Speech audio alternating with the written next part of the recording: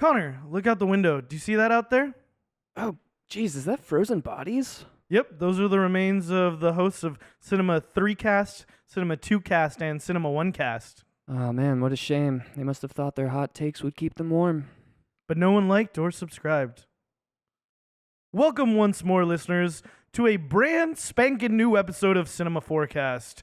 It is I, Alfredo, with my good friend Connor. Hello, welcome back. We are the very much alive and very warm hosts of Cinema Forecast. Yeah. The movie podcast where every month we are randomly assigned a movie category to which we have 4 movies attached that we feel fit said category. And each week we take one of those movies and we go in depth talking about them in the context of the category. The most category-like movie wins the month. No, it's not really competitive. It's more just about fun analysis, right? I like to keep them ranked in my heart, though. You do. You love a ranking. You love ranking things. If you ever had children, you would be the kind of person to be like, you're my favorite. You could use some work. You're an S-tier son. You're a B-tier daughter. That's right, Alfredo. And today we are covering Snowpiercer. Speaking of fun, we're doing movies in motion. Yeah. It's been a very fun month. Yep. This is one of the... Still fun. Actually, I was like, there's a lot of action in this movie. Yeah. But, in some ways, maybe one of the less fun ones. Right now, rank them as fun. Oh gosh, I have mixed feelings. I will say, out of all the movies we've watched so far, this might be the one I was the most disappointed by, and I think that is because I remembered it very fondly, and then coming back to it again, I think maybe after watching so many good movies over these last couple months with you, Alfredo, I was kind of expecting more. That's too bad. It was still fun. But Word, for sure. On your note of maybe one of the less fun ones, yeah. Yeah, it takes itself somewhat seriously. I think Bong Joon-ho is always good about injecting humor into his movies as well. And I think there was some of it that I enjoyed. I definitely feel like this is going to be one of the ones, contrary to last week's episode, where I'm going to be saying where we are going to be getting down to brass tacks talking about something, and it will ultimately boil down to didn't work for you, worked for me. Because I definitely saw a lot of those moments where I was like, I could definitely see Connor saying something about this falling flat for him, but let's not get ahead of ourselves. Yeah. We got to talk about our first time watching this movie. Yeah, I think 2013 is when it came out. that's right. Was it straight to Netflix? I think that's what I remember. No, that's Okja. Okay, you sure? Because I just remember it came out and everyone was talking about it, and I think I just watched it online immediately after it came out. I feel like I remember it being released on Netflix, maybe alongside release, or maybe it was just a very short turnaround, or maybe just a couple months after it was released in theaters, I had heard about it. I remember I gathered a group of friends together. We watched it. Some drinks were had. The ending of the movie was a bit blurry for me, but overall, I remember having a good time with it. Yeah, it is just weird because that was it's not on Netflix anymore. Yeah. It's not a Netflix production. Yeah. I think it was in. It was in theaters, and it just happened to be released on Netflix. Yeah, I'm almost certain it probably it was, just it was out misremembering in that case. Yeah, I do. Like I said, I do remember Okja being a Netflix one, but I don't really remember the first time seeing this. Oh, I think I might have gone to the theater and watched this with my dad and my sister. Okay, well then there you go. You saw it in theaters. I'm pretty sure, but again, that's over a decade ago at this point. Yeah. I don't really remember, but I feel like I remember seeing it in theaters because just looked really dope on a huge screen. But yeah, I don't remember much other than I did like it. I walked away feeling pretty satisfied. I like the story. I like the class commentary. As we've said in the past, Bong Joon-ho has been accused some of his English language movies, maybe just his movies in general, being a little heavy-handed with some of his sort of commentary on morality. But I think it ultimately works out for me. Usually, I saw Mickey 17 a little bit after it came out, and I know a lot of my friends were like, this doesn't work for me. But I was I had a great time, and I think that's one of the things I have come to feel with his movies. I'm gonna enjoy this experience so far from the ones I've seen. I haven't really had one where I'm super disappointed. Yeah, is this the second time you've seen it? This is the second time I've seen Snowpiercer. Yeah. Gotcha. Same. Yeah, I think part of it, now that you mention it, The only other movie I've seen from him is Parasite, which is one of my favorite movies. So I think coming off of, like, I haven't seen this since I saw Parasite, and I was like, oh yeah, he's great. I'm excited to see this. I'm excited to see, like, the things I loved in Parasite. But yeah, let's get into it. Should we talk about our themes? Let's talk about those themes, Connor. Yeah, last movie in motion for the month. We have number 1, Control. Number 2, Hubris of Man. Number 3, Danger. Number 4, Trapped. Number 5, Microcosm of Community. Yeah, there is a lot of all of these in here. Yeah. Very much about control, very much about the hubris of man. They've made this, advanced piece of technology with an engine that can't die.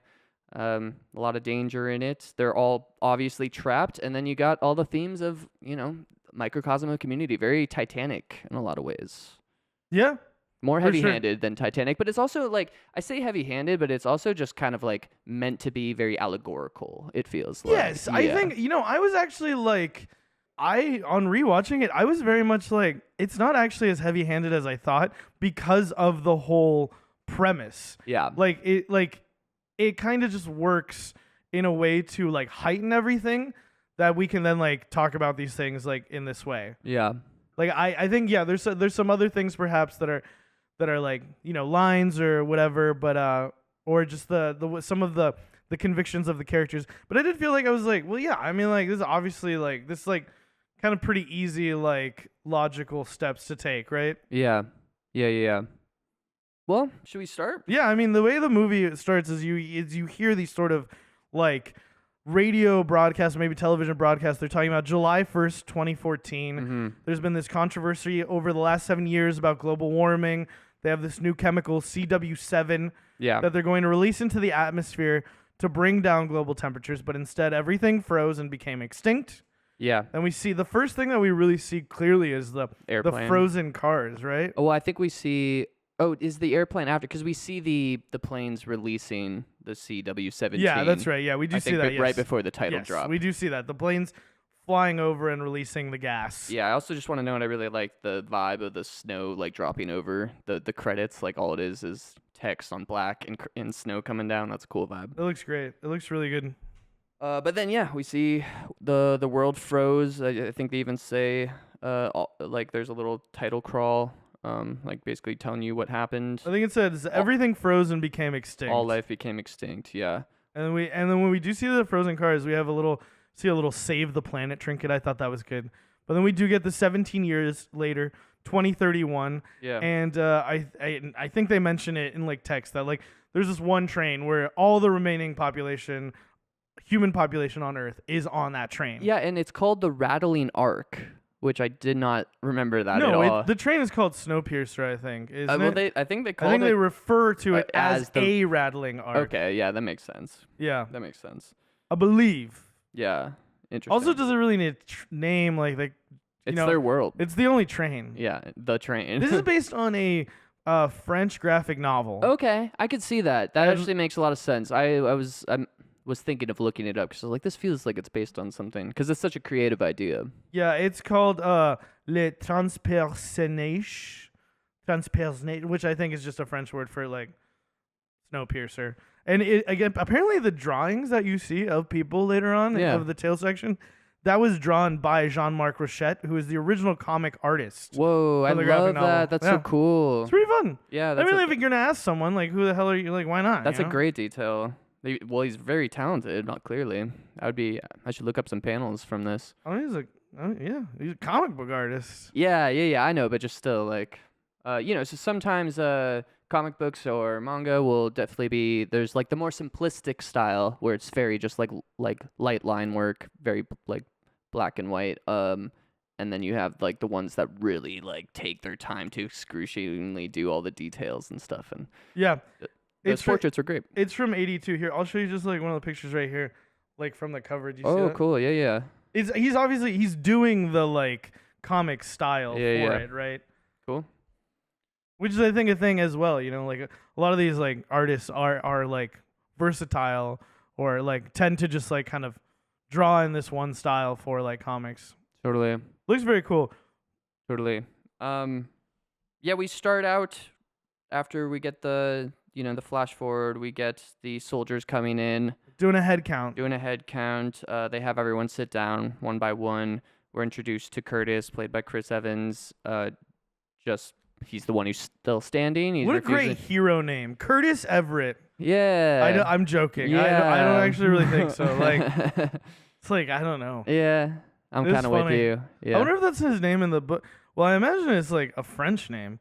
Ooh, that would have been cool. They should have kept the French. Maybe. Well, I was wondering when you're talking about it being a comic book, I wonder if it's as like multicultural. That's something I thought was really interesting, is that like there's a bunch of different languages on the train, which is like fascinating, right? Like how is this group picked? They don't get into that at all.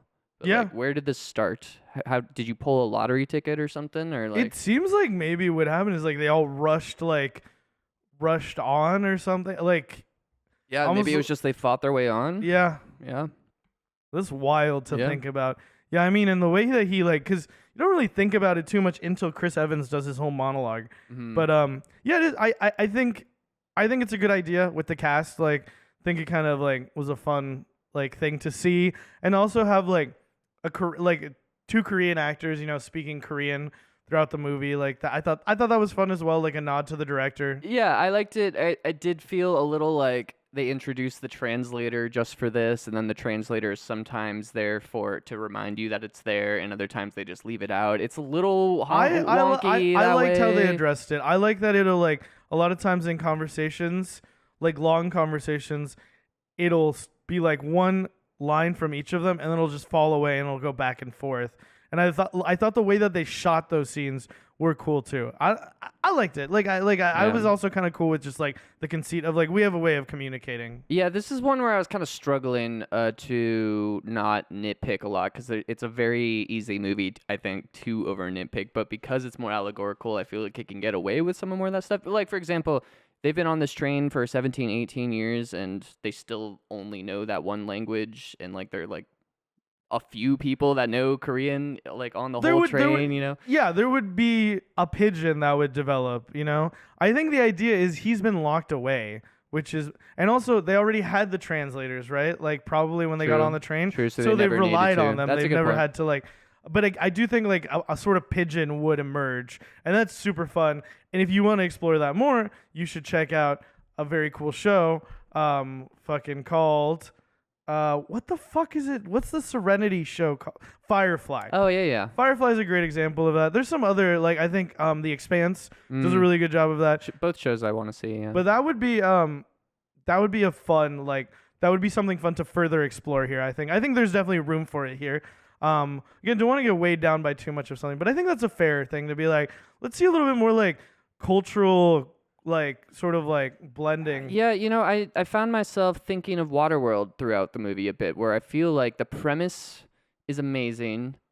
There is a lot of cool world building, but there's a lot of stuff that also kind of just like falls flat and which comes into kind of the more allegorical, heavy-handed stuff, where it just like doesn't really feel like it actually makes sense in this world. Word, yeah. Well, let's address them as they come up. Hell yeah. We have the whole counting heads. Chris Evans doesn't want to sit down, and it's a really good visual indicator. Like, this is our protagonist. Like, Yeah. and like we see immediately, you like need I like mean, immediately fighting authority. yeah, you know everything you need to know about Yeah. him. Like at that point, very very like awesome like little visual thing to do. I agree. And they're looking for an experienced violinist for the front section, and we have this old man who volunteers himself and his wife. Yeah. But they just want one person, so they fuck up his wife, even though because he's like, let her come with me. Yeah. We were talking about bringing it up as it comes. Like, immediately, I feel like they're eating steak dinners up front while they're eating the crushed jelly blocks, grind yeah. jelly bugs. Like, I get what the metaphor is, but it just feels so extreme and like so, mustache twirling, like so unrealistic, more for the point of what they're saying. That feels, very heavy-handed to me. Yeah, sure. You don't feel like that was what would happen in that situation ultimately?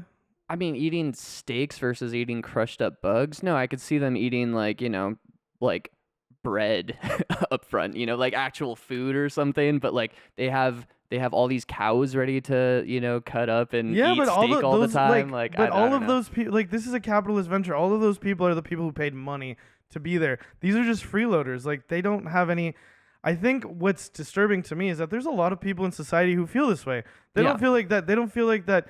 We should, we're not supposed to be a government, or isn't supposed to be what is the word? Like you're not supposed to like necessarily take care of people, right? Equity. Like, no, that's not the word I'm thinking of. It's like this sort of like parental sort of thing, right? Like, but like there's people who would truly be like, I paid for my ticket. I don't think that they should get any of my fucking steak. Yeah, I guess I'm just like struggling to believe like 17 or 18 years they still have enough steak. They must be breeding cows. How often can they do this? And I think it's like hinted at. It seems like they have some sort of like system through which they do have animals on board. Yeah, we never saw that. I mean, we do go through all the carts. That was something that I had to kind of accept some more of the things they're teaching, is that there's just a lot of carts we don't see. Yeah, for sure. Absolutely. I think this is like something, this points to an adaptation thing as well, where like this is like multiple like volume like graphic novel. Yeah, so sure. it really, I mean,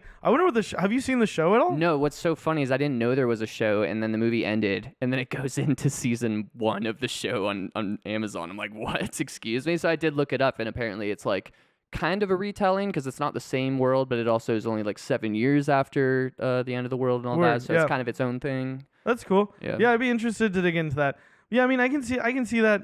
Fair enough. I think that nitpick though is not like, I think it's a pretty easy one for me to get over. Yeah, no, in the grand scheme of things. I think most of my nitpicks are like that. It's just I have so many of them throughout the movie that it kept like kind of like taking me out of it. Yeah, for sure. This is also like it's a soft sci-fi. Like it's not like it's not like like rock solid. Like like banking on the science a lot. It's like, man, what if like we fucked up trying to reverse global warming, and like the sort of things that follow from there. I think honestly one of the also that's like a criticism of the original like property, not of the adaptation, right? Sure, but that's the the version we got, the version I know to talk about. For sure. But again, I think it's important to point all these things out. This is the material he's working with. Absolutely. And I think that was like I mean I think that's something we talked about on Dune a lot too. Is like but yeah, I see what you mean. I think one of the larger nitpicks that just kind of like stuck with me throughout the movie was the utility of these people at the back of the cart. I feel like to really complete this kind of classism metaphor, they should have more utility than just like the only thing we get is that they produce children sometimes. And right, they should show them working like in doing something. Like the way they treat them, why not just kill them at this point, man? But it gets into this like I think what they kind of set up by the end of the movie is that they're kind of all part of keeping this kind of class system balance in order to maintain order, but that just seems so much less sustainable. Like, just kill them, be done with it, like you're already treating them like they're worse than bugs, Yeah, I guess I sort of just like in my head was like, I mean, they're having them do some sort of like maybe some sort of hard labor. Maybe right? There was something there because they don't hint at them. No, they don't really anything. show it, and I do think that's a failing. I think that would be good. That would like you said, to really complete this sort of like allegory. You want them to be exploited for like not just the like 5-year-olds. The means of production, yeah. Yeah, like it's wild that they like aren't somehow involved in making the protein packs, right? Or maybe even like doing. They're not. Yeah, as far as we see, they're not. They're just chilling back there. There's a service class above them, like because there's someone working at the nail salon doing the ladies' nails, and that's something I thought about too. Because I'm just like, because I'm a bartender, would I be able to maybe get like a job in like one of the other carts, right? But well, that's what happens to the violinist, right? Yeah, it's also so interesting because it is this thing of like there could have been someone who got stuck in the back who had a bunch of money and they just like were stupid and just didn't buy a ticket in time. Yeah. They're like, this will blow over in a minute. I'll just get the cheap one. There's a lot of very interesting things to talk about, like surrounding all of that. But yeah, no, I think that the working thing is a like super fair criticism. Yeah, because it just kind of broke down the whole system that this is all operating with. Yeah, something I didn't really notice when I was watching, because I kind of remembered how it went, and it just was something that like, but like as soon as you brought it up, I was like, yeah, that makes so much sense. For sure. Anyway, they beat the shit out of his wife. Yeah, they sure do. He doesn't want to go. They beat his wife. And then they're all eating these sort of like jelly like protein blocks, and we see that Chris Evans is very interested in this little kid Timmy's like protein block. Yeah, yeah. And I'm like, okay, why is he trying to trade for it? They try to trade 2 for it, and ultimately we see, and what Timmy wants is he wants the ball for a whole hour. I thought that was cute. Yeah, that's and then cute. later you see him playing with the ball in the background. It's like Yeah. this is really shitty, like obviously like homemade ball or like ball that's been there for so long. It's been like stripped bare. But it's because there's like a secret capsule message in there. It's written on this red paper. And what's this one say? Do you remember? Yeah, I think I wrote it down. Give me a sec. Let me find where it is in the notes. Red letter. I don't think they read it yet. I think that's why I don't have a note for it. Yeah, I don't even know if we see what it says, cuz like they like read it, and cuz there's a message in the food, there's the red letter, and then they start talking about how there's a security expert in the prison section. Yeah. And they start to set up the geography of the train with like Chris Evans is talking to John Hurt's character Gilliam, who's actually named after Terry Gilliam. And he's like the director. Oh, okay. And, guy from fucking Monty Python. Yeah. And so he sets up the protein blocks and kind of tells us how the train is structured. I do love just the look of the jiggly protein. So apparently it was made with like seaweed or something. I think if I have like one MVP, it's like whoever was in charge of the set design. Because like, oh my goodness, there's so many freaking cool sets. And I don't know if you'd throw like stuff like the protein bar in there and stuff. That's like a props thing. Yeah, for like sure. all that stuff. But I mean, I would say the art department does a great job. Yeah. Great work on this. Like amazing. I think even also like the outfits and everything. Yeah. The look of all of it. Funny enough, Bong Joon-ho was like skeptical about Chris Evans playing the role. Oh, interesting. Because he was like, he's too like buff to be like a malnourished like poor guy. Oh, that's interesting. I think not to just keep going into all my critiques, but as they come, I think my largest critique is that I think the character writing is pretty flat overall. I found myself not really emotionally invested in the journey, more like interested in what was happening and sympathetic to the cause, but not like, I feel like they just didn't set up the characters enough. I was trying to put my finger on like what would make this work for me, and it might just be the writing overall. Like Curtis's character is just so stoic, such cool. I don't want to be the leader guy, but he's just all business, and it's like then you got the mom who just wants to get her kid back, but like what she doesn't have much. Second appearance by Octavia Spencer, by the way. Oh, Spider-Man. Yes. Yeah, that's right. I thought I recognized her. Yeah, and just like more kind of archetype characters than like people that feel very fleshed out and like. Yeah, no, I see what you mean. I think it's like it is like part of the kind of story it is as well. Yeah, it's a little bit more like action, sort of like oriented as well. We've had plenty of we've done. I feel like the characters work so much better for like I like.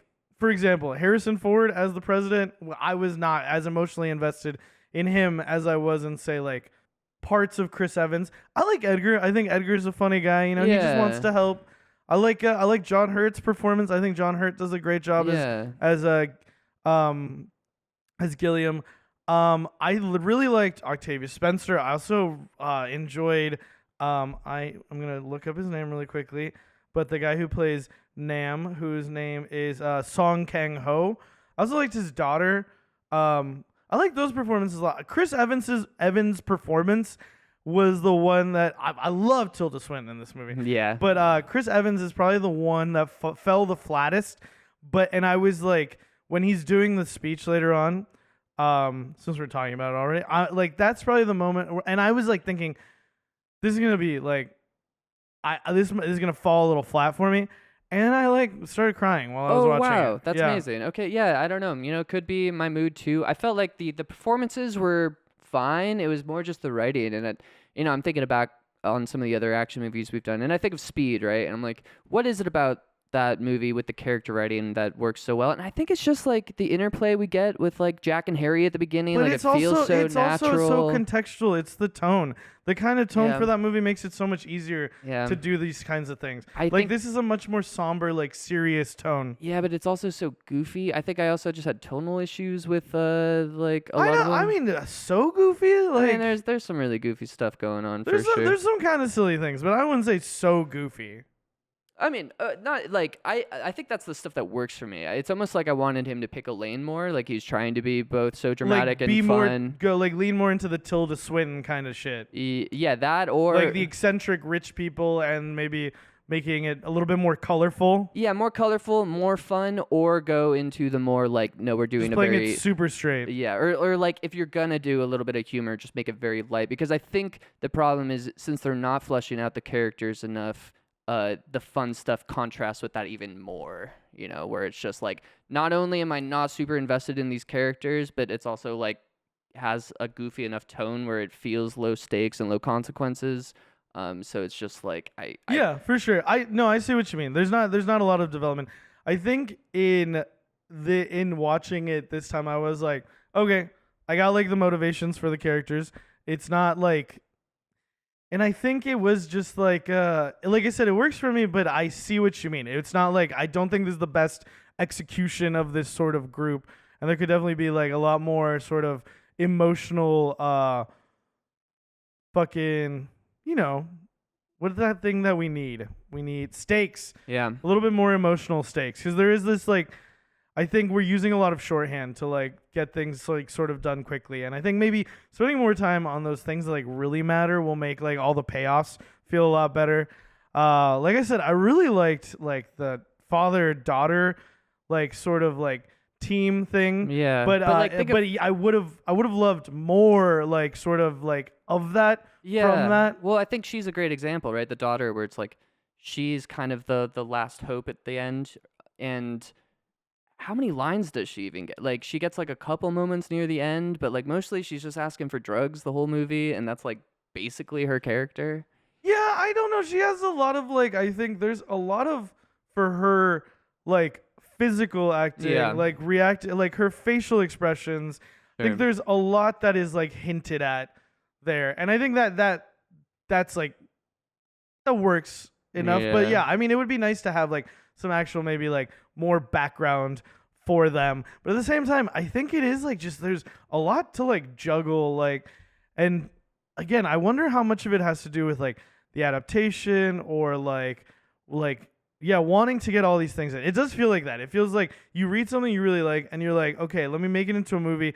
I need to get all these different elements in, but I don't really have enough space to give them what they like, the time that they deserve, right? I think if it were me, I would probably cut some of the set pieces to give more time for character stuff. Yeah, no, like I think that's one of the things that I was surprised about. I was like, this is like such an action movie. Yeah. And honestly, like at this point, I feel like it's a good place to kind of keep it rolling. Yeah, not to get too hung up on all this. They talk about how they have 4 seconds to get through the gates. There's this whole like sort of heist vibe to and it. I do love this setup. It's great. There's a lot of great stuff. Setup. Like even with how much I'm critiquing it, like there is a lot of cool stuff in it. I like a lot. And it's pretty quick. Like there's like after having the whole sort of setup of the geography of the train and setting up that they have 4 seconds to get through these gates and bust Nam out. Like there's gonna be another scene where he's in like bed, but then the next scene is like them like executing the plan. So this is all moving like a lot faster than I had remembered. And I like this line as kind of the conceit of their whole mission. If we control the engine, we control the world. Yeah, that's cool. Why all of the past revolutions have failed. Yeah, I love that. And then this is where we have the little sewing of some of the like emotional bits that don't really get as much time to shine in this movie. But Edgar tells Curtis he's gonna like need to lead when Gilliam dies. Yeah. And then Curtis asks him if he remembers his mom. Yeah, I just read that line. I wrote that down as well, and I only realized reading it now the significance of that with that revelation later. Absolutely. Like that's good stuff. It really stuck with me. When we got to that moment, I was like, oh my God, that's why. And he's also like saying these things about like, you don't know who I am. You know what kind of person I am. Like really kind of doing like the woe is me, I'm a shitty guy kind of thing. You're like, what the fuck is his deal? And when it ultimately does come out, you're like, wow, Yeah. that's fucking insane. Yeah, no, I do like that tying in together a lot, because I think when I heard that line at the time, I was like, what? Do you know your mother? Like, or do you remember your mother? What the hell? Yeah, and he says that he can remember her face kind of, but it's not clear. Yeah. And actually in this moment, the cops all bust in Yep. and They're doing a medical inspection. exactly. And then they take all the children, and I love the shots of like them trying to like we have the one guy who we played by Ewan Bremer, who his name is Andrew. He's like trying to hide his kid like behind him, and they find his kid, and you see how like how much he's fighting them taking his child away. And then I love the like little business with Octavia Spencer and like Tanya and Timmy hiding like under her skirt. Yeah. But then he like checks there, but then he's like behind like the tension of that, like Yeah. especially having had Timmy set up. And I thought the kid's performance was like charming enough where I'm like, yeah, I'm emotionally invested in this. He's also a kid, like you know. I don't want kids to be taken from their parents. I mean, I think that's the easy investment is like, we're doing this for the kids. A lot of that goes out the window by the end, but it's like, but it's interesting. I love the well, they're doing it for the kid. Like the kid becomes like a side mission. They're not doing it all for the kid. They just like this is when I know, but it just is a representation of what they're fighting for. Yeah, for sure. I do think it's funny, the lady in the yellow, who I think later we find out her name is like, oh yeah, we do get it later. I forget. Oh man, I can't remember. It was whatever. Anyway, she's like measuring. Oh, Claude. Her name is Claude. I Oh think. Really? That's funny. She's like measuring the children to see like how tall they are, and eventually find out that it's because like to like maintain the parts of the train. They need like little people. Yeah, they need kids who are like under 5 years old. Which I mean, there's a lot of thoughts about like, why did you build the fucking train like that? Yeah, that's wild as hell. And just like why? I mean, maybe it's something like it was never intended to run for that long. Yeah, no, that's a good point. But yeah, we ultimately find that out. But Ewan Bremer, his character Andrew, fucking freaks out, throws the fucking shoe at Mason. Yeah, Minister I Mason. do love this whole. I mean, Minister Mason is hilarious. Wait, no, not at Minister Mason. Sorry, he throws his shoe at Claude. Oh, that's right. And then she starts bleeding. It's so weird. She just like tastes her own blood. Oh, that's right. Yeah, what the hell? I think they did this thing to make the like. I think this was a fun choice where they have the rich people or the like people in the front of the train act in a way that feels alien. Yeah. Like they don't feel like regular people. Right. And I really love that as a choice. I think that worked for me as a quick shorthand of like, these people, we are not one of the same. You have no idea what my experience is like. Yeah. No, that's an interesting point. I think I agree. I also still have some of that like contrast issue just between the dark and the light tones, like how silly some of the stuff with the rich people is. Yeah, no, it's very silly. But I do love that shit, I guess. That shit's easy for me because I'm like, yeah, fuck yeah. Let's talk about all the insane things rich people would do if they had like this entire section of a train to themselves, you know? Totally. I want to point out just how cool the color contrast is. It's great. No, she stands out. She's wearing this like yellow, bright coat, and yeah, she and really even her stands makeup out. Yeah. is just like so much makeup, and everyone else is just like so dreary and drab. gray Yeah. and in black, and yeah.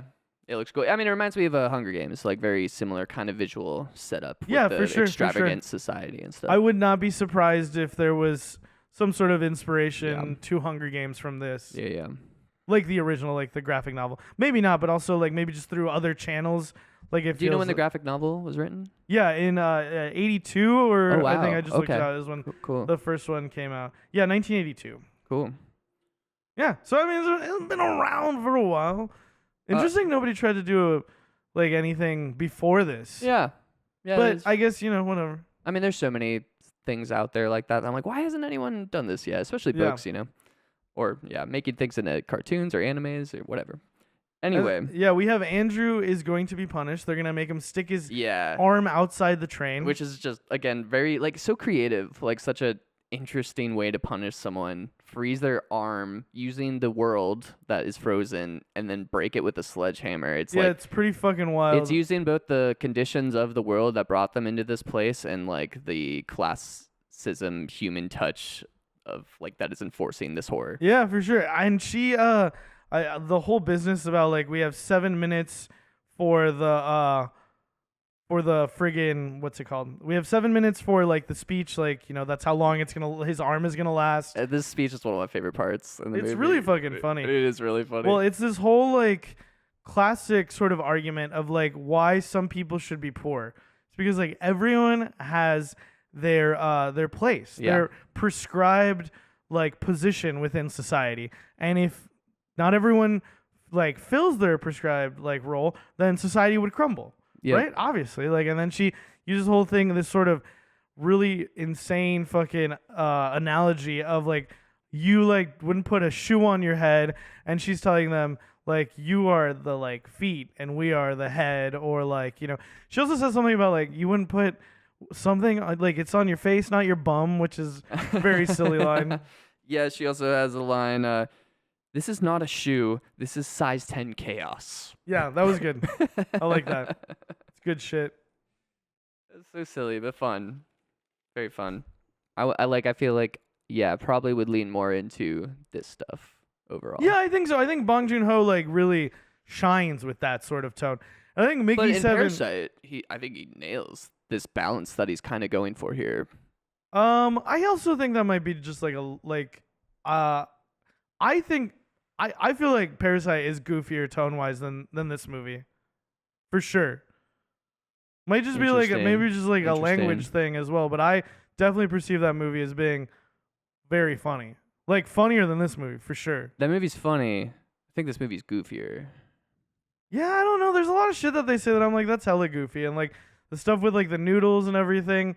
I mean, I haven't watched it in a little while, but someday, but I do think that that's why that movie succeeds. So, and again, he is a Korean man working with a fully Korean like cast and crew. Like, I think you definitely have to consider those things as well, right? Yeah.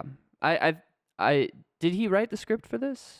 Yeah, he did. He wrote the screen adaptation. Yeah, I do think the script might struggle partially because of that, but yeah, I mean, I think that's the thing that's sort of the criticism that has been leveled against him, is that his English language like movies tend to sort of have this sort of thing where they maybe are a little too sweet or too sort of like, heavy-handed, and like how there's certain aspects of it that like fall flat. Yeah. Or it can seem like really goofy.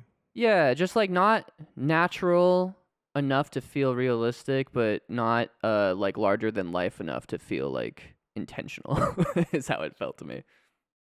Yeah, no, understandable. She again gets into the sacred engine. Yeah, like you said, the preordained positions and all that. I do love the idea of worshipping an engine. I think that's just pretty good. Yeah, it's pretty good, like sci-fi stuff. Yeah, I also like how there's the two creepy like friggin' rich dudes who are there, who I had to read the credits to see what their names are. They're Franco the Elder and Franco the Younger. Is one of them the tough guy that kind of keeps chasing them throughout the movie? Yeah, one of them dies earlier, and then like I guess they're related, so like he's upset about that and seeking vengeance. Oh, gotcha. Yeah. I didn't make that connection. I didn't either until I looked at the credits. That guy kind of came out of nowhere for me. I was like, why is this guy such a like intense villain in this movie? What the hell? It was really he comes back to life. Another thing, just like setup, right. You know, like give me a villain that like I'm actually like, oh, that guy. Instead, I'm like, that guy.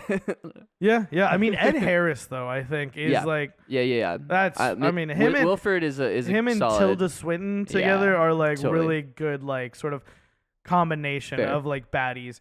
Like he is really just like muscle. I also think I think that's maybe like one of my biggest things that I don't like about this movie is like I don't want an action movie. Like I would like if the like scenes of violence were like fewer and like the brutality of them were really highlighted, because I think like a lot of them feel like action movie kills. There's some where they do feel very brutal, but like there's one like less fighting in this movie. Like some of the choreography is sick, but like that's not what I really want from this. Yeah, I actually, again, I feel like I'm sounding worse on this movie than I am, because I did have fun with it and I enjoyed it. For the most part, I thought the action cinematography was not very good. A lot of like clashy cuts, like quick cuts, things kind of disoriented. Every once in a while, there's a scene coming up here soon that it was gorgeous. Right. But That's a combination of cinematography and editing, right? Like editing choices.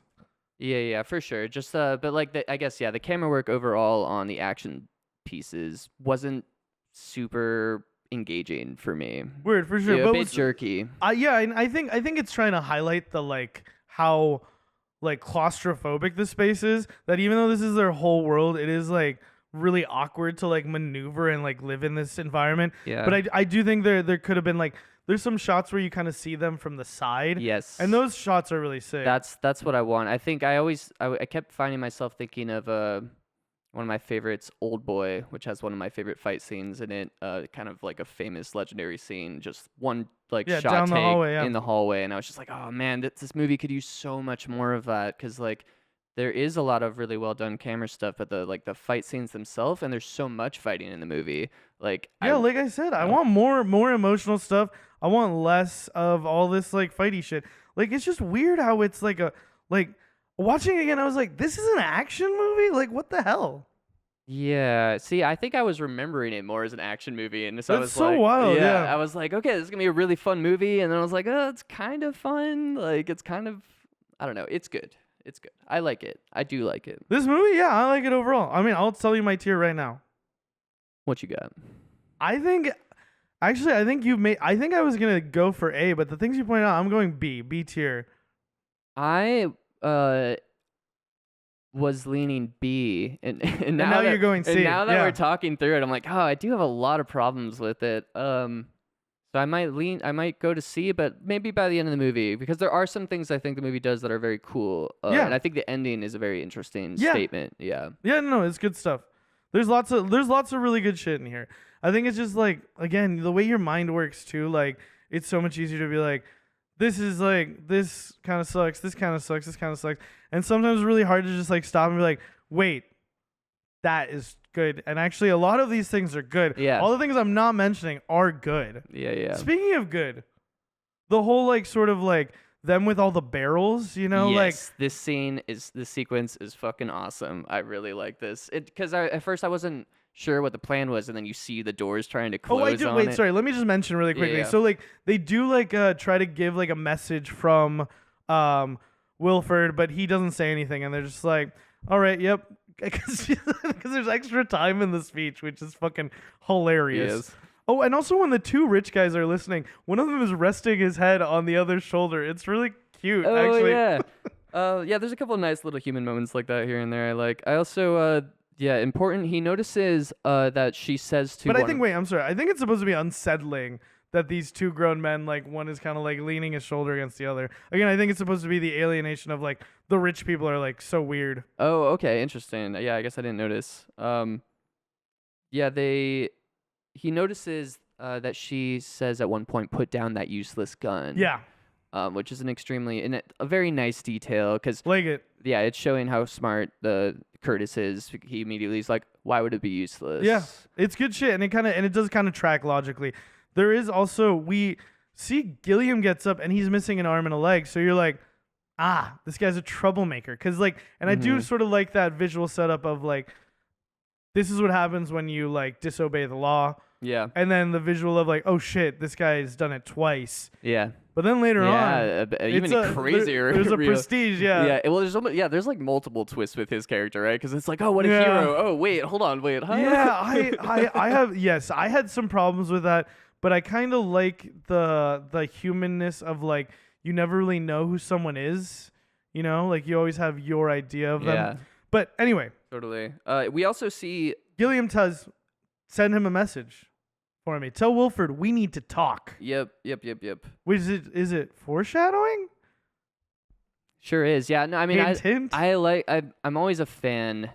Well, not always. I am usually a fan of well-made, like well-crafted stories where you realize the whole time you've been playing into the villain's hand and everything has been, because it's just like, oh no, how are you going to overcome this villain in the final act that's so masterfully, was once like, or 10 steps ahead of every move you made, so that's always like a really fun conflict setup, and just like interesting to think about. Yeah, I also kind of love the like villain who's like so like confident in their intelligence that they're like, whatever, which I feel like is ultimately what happens with Wilford. He's like, I mean, I'm giving him like a great deal. Like, how can he not see things my way? Yeah, Wilford is very interesting. Wild dude. Yeah, I mean, we'll get to him. He just because he's also just like seems like he really doesn't give a fuck too much, like about anything. Yeah, wild dude. Oh, So now we see them collecting all the barrels. Yeah. Yes, the barrels. We also see all the drawings. Of the previous revolts, which is cool. Along with drawings of the boys that were taken. So if this is the comics drawings of like the revolts and stuff, that's cool because I wonder if like some of that is like straight. No, I think he's doing a style for the like movie, right? Yeah, for sure. Also, did you mention we see Curtis buys the drugs as well? Oh no, I think I left that out. Yeah. So yeah. I like this is the point too where you're like, oh, that's why he says I'm a bad guy because he's a drug addict, right? Right. Yeah. No, I was trying to remember what he wanted that for, and it didn't come up for a while, and then. Wait, yeah, it does. Well, it comes up for when he gets the when he breaks him out, yeah. Yeah, when he breaks him out, which is like coming up soon. Yeah, it's like a couple scenes after this. Fair. But yeah, weird choice. The drug, like I think it's another metaphor, right, for like the government using these things to. Well, what I love about it is that people always say like addiction is the like equal opportunity like affliction, and I love how it's like super prevalent amongst the rich and amongst like poor people. Yeah, I do love the twist with why he's really gathering it. It's good. Yeah, it's a good prestige. Yeah, a lot of good twists. I also kind of like the way that they do it. I think it's fun that it's like rocks that you rub against each other and then like inhale. Yeah. I think the thing I feel like I liked its placement in the story. The thing I didn't like about it as much was just how it felt like it stripped the motivations away from Nam and his daughter. But Yona? Yona? Yeah, Yona. Sorry, Yona. But then at the end, it really flips Nam's motivations around in a way I liked a lot. So like, yeah. But at the same time, you're like, you got your daughter addicted to drugs for this? I think that was a side effect of collecting it. Was my take on that. And that he is like, there's something to me that's like, friggin' like, like. Thinking of addiction pairings and like it being like a father and a daughter, there's something about that really fucks with me, dude. Yeah, it was twisted for sure. Have you ever heard about Robert Downey Jr. and like his relationship with his father? So I think like the first time he smoked pot, he was like under 10 years old. Wow. Because his dad wanted someone to like do drugs with, and I think his dad like shot him up with heroin his first time when he was like 13 or 14. Holy crap, bro. Yeah, isn't that fucked up, dude? Yeah. It's so fucked. Yeah, I've known relationships not to that extent but like similar to that in real life, and it's like so tragic, man. Like, yeah, I feel like drinking is one that you like, I mean, always. Yeah, that's the normalized one. Yeah. For sure. I mean, smoking a doobie with your dad, I mean, that should be a rite of passage at the right age. Yeah, that's pretty more cool. dads should smoke a little doobie with their sons, dude. Yeah, at the appropriate age, yeah. Which is 21 plus in states where cannabis is legal. Very fair. Covering our asses, bro. Hell yeah, we got a lot of work to do. Oh yeah. Okay, so we're jumping ahead a little bit. So let me catch up with my notes. Are we? I don't think we are. Oh, well, just like a lot of little details. Alarm goes off. Crowd gets worked up. Yeah, I don't think you need to say all that out loud. I know. That's why I'm crossing shit off. The fucking barrels coming through those doors. Yep. So sick. Another just like super goofy thing, like I felt like a video game boss fight here, is at the end of the hall there's just like this one massive dude who's just making like sounds as he's like swinging. I don't even know what he was swinging around, but it felt very much like now we have to take down the boss of level 1, and then who's the super like ninja guy? His name is Gray. Gray is sick. I will say some of the important things that are pointed out before this is that Curtis like expounds upon why he thinks they're out of bullets, because he says that he thinks that they used the last of them 4 years ago. Yeah, in the last revolt. Which is smart because they're low on bullets, but they're not out of bullets. Yeah. As we see later on. And which is good, just like, oh, this is their chance, but also like, might be still extremely dangerous, audience. Like, don't get too relaxed. Very dangerous. Very dangerous. I did want to point out as well, I do like the way that as they're doing the head check, they're like, how are we going to hide these barrels? And the shot from behind of all like the barrels lined up and like the crowd like around it, like that's good. Some good visual language. And the just like Curtis riding on top of it as it's going through. It's just like visually Pretty sick. It looks it's just good. amazing action moment. Just Yeah, awesome. it's good. It's a example of some good choreography. I think for the most, like a lot of like the process shots are really cool. Again, like you said, some of the fighting shots, everything is very like close and quick. Maybe it's more of the editing I have a problem with. Yeah, no, I think so. And I mean, there's probably so many reasons why that could be. I mean, it could always be down to like a studio like wanting to like lean one direction over another one, right? But they obviously shot a lot of action, so like the movie was intended to have this like big action bent on it, right? Yeah, for sure. But yeah, it is Gray is the name of the guy. He's dope. He's really cool. He's dope. He's like one of those characters that doesn't have a personality that like works for me because it's just he like, doesn't talk. Like, yeah, at all. Yeah. Yeah. Wait. He communicates somehow at one point. How does he do that? Surrender, die. He has two tattoos. He has 2 tattoos. That's right. I mean, that's the kind of goofy shit I'm talking about. But Yeah. it's just like it's fun. I like that though. but that's the thing I want more of. I think. Yeah. But then when they try to really linger on his death, I'm like, I wish he had more like to linger on. I was kind of like, that's bummed. I think it's just like I was pretty bummed when he died. I was bummed, but there's like, they treat it in such a like dramatic way, and it's like, dude, he was in like a couple scenes and he was really cool and like good at fighting, and like had tattoos. He was in more than a couple of scenes.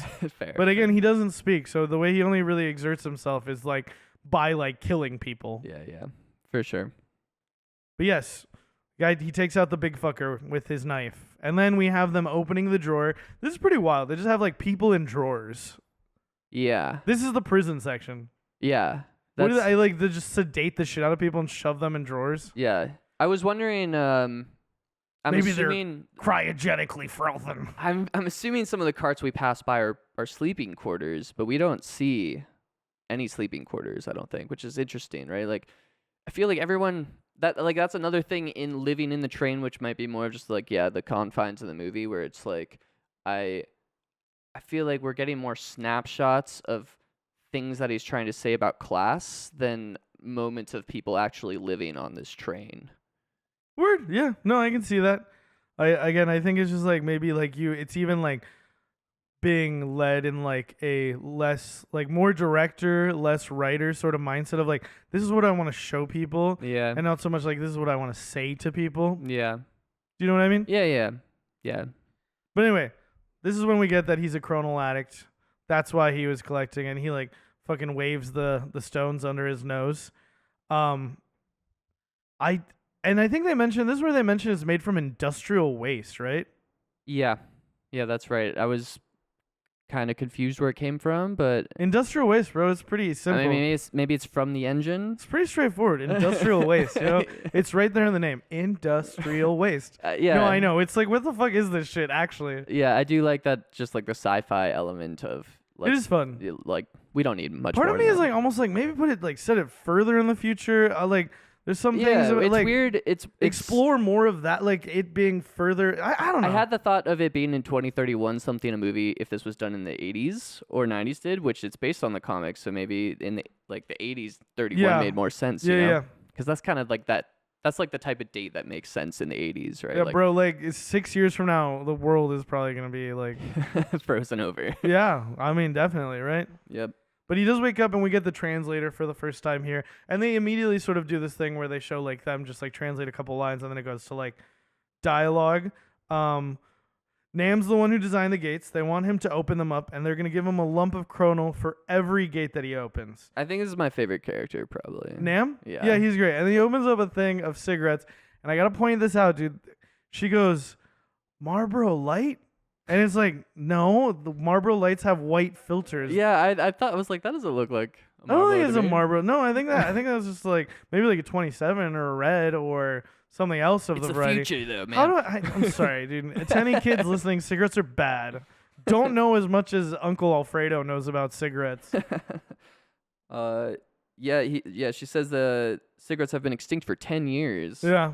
And he only has 2 left. And he like asked Curtis if he wants one. He's like, I wouldn't waste one on you. And what does he say? He calls him like he wouldn't waste one on Curtis. He calls him like a back like a tail end hick or something like that. I feel okay. So he's the character I want more of in this movie. I think, which is just the he's larger than life, but he does have this emotional core to Yeah. him. And like he doesn't feel grounded, but he works for the tone of the movie. But he's also an interesting like class character because he's Yeah. not of the upper class. Like Yeah. he designed the gates. He kind of feels more like he would be in the middle class or something like that. Yeah. And that's something I think that would be interesting again because there's this whole like servant class Yeah. that exists amongst them that is Yeah. so very interesting. Yeah, because did we already pass over Paul, or is that coming up next? No, that's coming up next. Yeah, because like people like that who are very much kind of that servant who seem like just like cowed into doing their job. Like he seems horrified, and Yeah. then it seems like further you get down the train, the more it's just complacency and like, doing whatever you want. Yeah.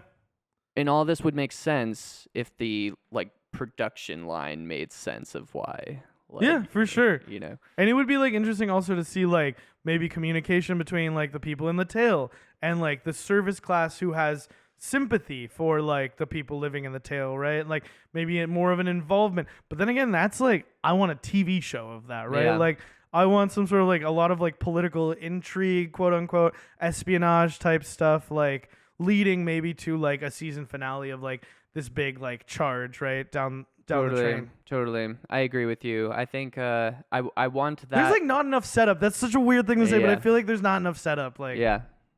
I think just not enough time. I think it's like within 20 minutes they're like already like going like starting their like revolution, you know? Right. Which is similar critique we had of Waterworld. I think that's part of the reason I Yeah, was for thinking sure. that throughout this. I like was less like I was less like disappointed in this movie than I was Waterworld. That's fair. I'll say that. That's fair. And then we do get his setup because he like starts to fight them. Nam does, and he opens the box with his daughter in it, Yona, and he's like, she's coming too, also addicted to drugs. So I want 2 lumps. Also, he doesn't say that. He just says, I want 2 lumps, and they're like, oh, your daughter's also a drug addict. And immediately, I also kind of love like this guy's like this guy sucks, right? Like, but he's also awesome. Like, yeah, well, I mean, he just reminds me of like he's like a fucking anime character. He's just like too cool for school, smoking cigarettes, just like yeah, whatever. Fuck, just, you got drugs? All right, cool. I'm coming along. yeah, I mean he's a great Bong Joon like Ho character. And I mean you recognize this guy, right? Yeah, he's the lead, or I guess I don't know if you'd call it the lead, but Yeah, he's in Parasite. Yeah, good actor. Dude, I mean, dare I say great actor. Great actor, nails it. Very good. Yeah, I think my favorite in this movie for sure, performance and character-wise, probably. Yeah. He really like I mean like I don't want to like obviously Bong Joon-ho is like an intelligent person who is like fully capable to like communicate with like but there's all these like cultural things and I think it's so telling that one of the your favorite performances is by a Korean actor, right? Like yeah, and speak it in Korean, yeah. Yeah. He is cool as fuck, dude. I love him. He's really cool. He's sick, dude. But we see him like opening the first gate, right? Yep. And I think this is where we first hear Yona says, I think she says still cold, dead, all dead or something like that. Oh yeah. Cuz this is another wild thing. She has magic powers, dude. Yeah, okay. I was wondering about that. Don't wonder, bro. That's it, dude. She's clairvoyant. Yeah. It's funny because it was brought up, and I was like, "Oh, is she clairvoyant?" And then they don't mention it again. I forgot about it. Well, I mean, she's the way that he realizes what the kids are for. Because like at the end, she walks in the room and she's like, I can't remember exactly. Oh, because she's grabbing the matches, and then like she like knows that there's something. She like kind of has this moment where she starts scratching at the floorboard. I was confused why she knew. Why Yeah, she knew that. she knows like That's when. funny. Yeah. That's wild but fun. I'm on board for No, I random like it, but it's future also like reading part girl. of me is like, is it because she's like very young and like has been doing this like intense drug so much that she's A very sci-fi like. drug. But she's also like Very what I was Dune. thinking. She's very like sensitive to because it's not like she knows the future. She just knows if someone is in another room. Which, if you think about it, if someone's like very sensitive to vibrations or to like sounds, like they could be like, yeah, I can tell there's someone in there or not. That's what I was thinking. I wasn't sure if it was more like superhuman-y to me than like really like magical. But I like, you know how much I love being like, X is magic, dude. Yeah, I like a little bit of magic. I like a little bit of magic. Sci-fi magic, fantasy magic. I'll take it in any form. It's very fun. Yeah, very fun. Oh yeah, so this room is cool. It's like the first time they've seen light since the last revolt, I presume, or maybe even before that. They're all kind of blinded, and you see like the frozen city. There's a lot of really cool, like it's definitely like clearly CGI, but it looks good throughout the movie. All the shots of the exterior. It's I think like the whole thing of it being covered in snow is like a good idea for it, right? Yeah, exactly. Because you don't need to be super like high definition. You can just kind of like throw a form on the screen. And Yeah, people for are sure. Like, oh yeah, that's cool. It's vibey. And the way they're all blinded too is awesome. Very Yeah. cool. Very dope. And the way they're like, oh, are those windows? And like the way it lights up. It's one of those cool like fun movie timing things, you know. Totally. And then when they're opening the next gate, Curtis asks he asks Yona, he's like, how did you know there wasn't anyone in the last car? And that's the moment where she's like, oh, watch out. No, close the door. And then he like opens it and like it opens and Paul is standing there, I think. Yeah. Maybe He's that's running not, up. Maybe that's not. I think that happens later actually. But she knows that there's one person there walking towards them. The part where she says don't open it is when all the soldiers Yeah, when are all the standing, soldiers are in there. but she Sick says as fuck. someone's coming or something Yeah. like that, and then Paul runs up, and this is one of those weird tone moments again where I'm like, okay, now we're having a good time, like rock Yeah. music's playing, and Paul's Paul's kind of wild. a silly guy, and I'm And they like, don't know Paul. They're like, oh, Paul, what the hell happened to you, bud? and he's like, oh no, yeah, I'm just doing my job, like, don't. Oh, and then the fucking bugs, dude, gross. I have to say, first of all, the way they all know Paul is weird because if you remember the story from earlier that like Curtis tells, like there's inconsistencies in the plot for sure. Like Curtis is telling the story about like for the first, it doesn't sound like they were like cannibalizing each other for like years, right? No, it was within the first month. Yeah, so like Paul was taken within the first month because they say within the first month they brought back the protein packs. It was after the first month, yeah. And he's the one who, like, they took Paul to make the protein blocks. Do they say that explicitly? They do. Oh. Yeah, isn't that wild? Yeah, as well. Also, I have to say this. I'm not really that grossed out by it. It's like a super sustainable form of protein. Like, I think it's great. Ugh. You've never eaten bugs before? I think You I've eat had shrimp? I've had a fried cricket or something. You eaten shrimp before? Yeah. Yeah, that's a bug, bro. It's basically a bug, yeah. No, not basically. That's a bug, bro. I don't know if crustaceans are considered, but they're A basically. shrimp is not a crustacean, brother. Is it not? No. It's just a bug. Crustacean is actually kind of arachnid, I think, isn't it? Ooh, is it? Yeah, they're related. Spiders and crabs are Ugh. like super related. Creeps me out. Yeah, dude. Well, you know what? If we keep living the way that we're living, we're gonna eat bugs. We're gonna eat And protein, honestly, I think sludge we bars. should already be eating bugs. I've had ants before. I've had crickets. I've had some others, some bugs, some worms and shit. I think it's great. I think it's delicious. I don't mind it at all. There's worse things you could have seen in there when you opened it up, but well, you think it's gonna be like a Soylent Green fucking just like the reveal? dead bodies. Yeah, I mean the bugs is pretty gnarly, but yeah. I mean, I As think. your only source of food, just ground up bugs every day for 17 years. I mean, what the fuck? Like, I mean, it's better than some completely like completely artificial shit that's gonna give you cancer. You know, like I'd take the bugs over that for sure. I think it's like when I think it's like, oh, you're like, what do you? I guess what they were thinking is like it's like well, like crushed up bones and like all the organ meat and stuff like that from like the animals they're eating in or the they front. thought it was just like synthetic, like protein future snack. You know. Yeah, I'm okay with the bugs. It really doesn't gross me out too much. But again, I think that's because I have a very, I have like They should at least dye it. It's like black, just black bars of goopy. they're brown. Oh, are they? Yeah, they're Okay, brown. They look kind of black to me. Yeah, apparently it's made from like a mix of like seaweed and some other stuff. And Jamie Bell, the guy who plays Edgar, did not like it, but Tilda Swinton loved it. I love that. That like there's someone who like, and it's the person playing the rich person who doesn't have to eat it. Is like, I like it. I think it tastes good. That's funny. I could see Tilda Swinton getting down on some weird food. Me and Tilda would be eating bugs together for sure. Hell yeah, brother. They find the red letter, another red letter in one of the sludge bars, and it just says water.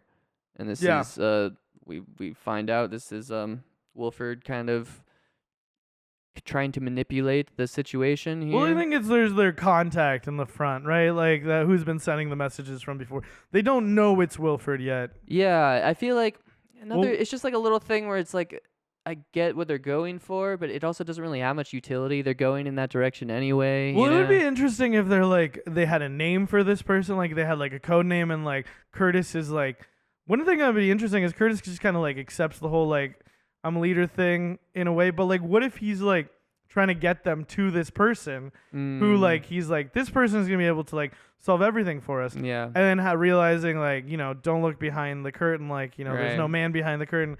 And then him having to be like, oh shit, I actually do need to step up. Yeah. There might be more of like a moment of like, whoa, this is like really dope how he's taking it into his own hands. That's a good point. Because like, yeah. what would like, what is he thinking? How is he getting like? That's not explored at all. He's not like who's sending these messages. Yeah, they just think they have a contact. But Yeah. then like, why aren't they trying to find the like? I mean, they're like, okay, we have a mission. We have to take over That's the a engine. good point. Yeah, that's just. It's like okay, You like could just like throw in a line being like, our informant's probably up there too. yeah, or Yeah. I don't know. Yeah. Yeah. I like the idea that I said. I Yeah. like the idea of it kind of being like he's looking for this person as well. But Yeah. Again- I mean, I like the twist itself, right? Like I the said, twist is good. The I like twist is the good. the master manipulator, but I don't find his messages to be like it's just like water, train, like it's The like, train one is really dumb at the end. Yeah, it's really bad. It's pretty dumb. But the water one, it's also funny how they're like, oh, water. The water system is in front of us. If we take control of that, then we'll be able to like, Yeah. exert our like our will onto like the whole train. Yeah, which is a good idea, except they find out it doesn't work that way pretty soon. Yeah, they're like if they control that, they don't even need to make it to the front. Yeah, they find out Yona's 17 here, which means she's a train baby. So this is the only world she's ever known, which is always like an interesting thing in post-apocalyptic stories. Yeah, I do also think it's fun that Curtis has lived on the train like the exact same amount of time that he lived off the train. He was 17 Yeah, when he I got there, noticed that too, and yeah. he's 34 now. Totally. Like that. That's interesting. Yeah, it's like the chosen one kind of vibe, right? Like he Yeah. has lived half his life in both worlds. And this is how they sort of do her like thing with the gates too. Is like they've had him ask her a question, her say something immediately happen, and then they have that happen again where she's like, "You're like clairvoyant because Yeah. like you know what's like on the other side of the door," and then she gets freaked out. Yeah, she says don't open it. Yeah, and it is good timing. I love it's comedic timing, and he's got like something in his mouth. It's really funny looking, and he fucking plugs it in, and like the door fucking opens. Yeah, and these guys do look really scary. Yeah, they're all wearing like black hoods and holding a bunch of melee weapons. Yeah, they got bulletproof vests on and stuff. Yeah. Honestly, I'm not sure if they win this fight based on how well equipped those guys are and how well equipped their side was, but it's fine. It's a movie. It's a good action movie. Okay. Then they take the fish out. Yeah, They what cut the it fuck? open, and like they put the blood they- on their like weapons. Well, I was thinking, is this like so like if I even cut you, you'll die from like getting some sort of weird like thing in your blood? I had no or, idea what that was. It was just a weird moment that I forgot about. But it's kind of sick, dude. It's I was kind of also like, interesting. are they gonna throw the yeah. raw fish at them to make them like fight over it Well, for then the he food? slips on the fish later. It's So great. I really Great. hope the initial idea is like, how do we get him to trip on a fish? Let's give him a slip at some point. What if it's a fish? What if? Well, I was thinking it's some sort of thing where like we're gonna like like if we cut you like. I think like gonna we're gonna fuck gut you you up. like a fish is what they're saying. It's just like Well, they pass the fish around for people to Yeah. like dip their weapons in. So I was thinking it's either some sort of like weird religious thing, or it is like again like I think like raw meat. I bet it's one of those things. Like it would give you that's- like a gnarly infection, right? Like, and then you might just die from lack of medical attention. I guess. I think it's a way to like kind of secure a kill without like necessarily like lethally maiming someone, right? Yeah, I mean, you have a higher chance of infection. I don't think it's just gonna like kill everyone who I comes in contact. mean, if you have a higher chance of infection, why not? Yeah, I know. It's just like such a specific thing to do. I mean, like coat it That's in the- poison or something. That I is don't the thing that made the most. Well, poison. Like who has poison on Just- it? I They have guess- a bunch of fish. Okay. Yeah, they do start fighting. There's some slow motion shots. There's that a are very focused cool on Curtis. music. The cue. slow brooding yeah, I piano, really yeah. like it. And then we just hear his grunts. And I thought that was such an interesting choice. It's like the piano, and you can hear him going, ugh. And I was like, Yeah, I was not impressed with this fight until it gets to the slow motion, him with the axe, wide shot of him like going down the hallway with the everything flying by. And then he slips on the fish. And then he slips on the fish and was like, "Oh, okay." Yeah, the sound effects are a little silly in this part. I don't know why it would like stood out to me in this versus other things. But Yeah, I heard a couple of things throughout the movie. I kind of almost would have liked it to be just music, like Yeah. silent, slow motion, like slaughter. Yeah. Maybe that's too much. I don't know. But I do also love how suddenly they all stop because they're passing the New Year's point, which is the Yekaterina Bridge. Yeah, I do love. And I love how they say like "Happy Yekaterina Bridge." I love those things about the way like culture has changed, right? Yeah, I think that's so fun. And they all stop and say like "Happy New Year." Yeah, there's a part where he's just like laying on the ground next to the soldier, and he like turns over and smiles at him. Yeah, it's pretty funny. I'm just like, what? And we see the big ice block that's on the tracks. And it was ice. Okay, yeah, I thought it might be a gap, but yeah, that makes more sense. No, it's just yeah. ice that like Snowpiercer just pierces through, brother. It very much reminded me of the gap in the freeway scene in Speed. Yeah, they do like make a big impact, and everyone kind of gets knocked down. Train's almost derailed. I think we see it like flobbing, wobbling, and then Nam takes Yona to the window and like shows her the crashed plane.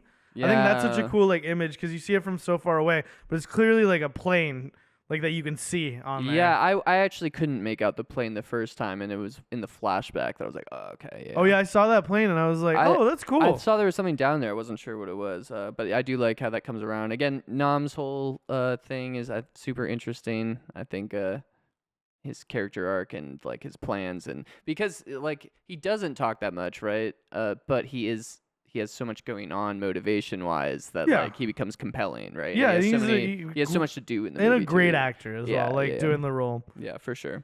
And then they start fighting. Well, the train finishes crossing the bridge and they start fighting again, but then they stop because Minister Mason shows back up to wish everyone a happy Yekaterina Bridge. You filthy ingrates. Yeah, and it's 18 years ago. So now we've gone. I like that too. How this is happening. Like it's been 17 during the years, transition, but now it's 18 years. Yeah. Yep. Kind of it leans the balance one way in Curtis's life, right? 18 years ago today, you would have frozen to death were it not for the kindness of Wilford. Precisely 74% of you will die.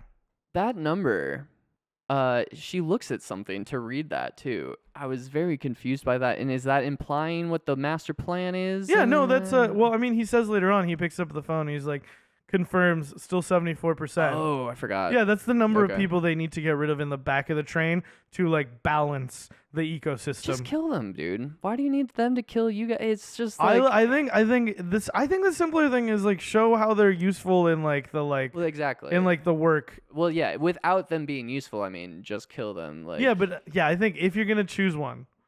Oh yeah, make them useful. Make them useful. Yeah, but no, I mean, just. The reason I say just kill them is that is what their motive, like that is what they should do in this situation. But that's not. Yeah, again, I think then there's no story. I think I definitely just took it as like they do something on the train. Yeah. Like I just have to buy into that. Yeah. Yeah, I think it's easy for me to be like, yeah, they do something, but I'd rather it be shown. What? Like, what could they possibly be doing? What could they be doing? Maybe.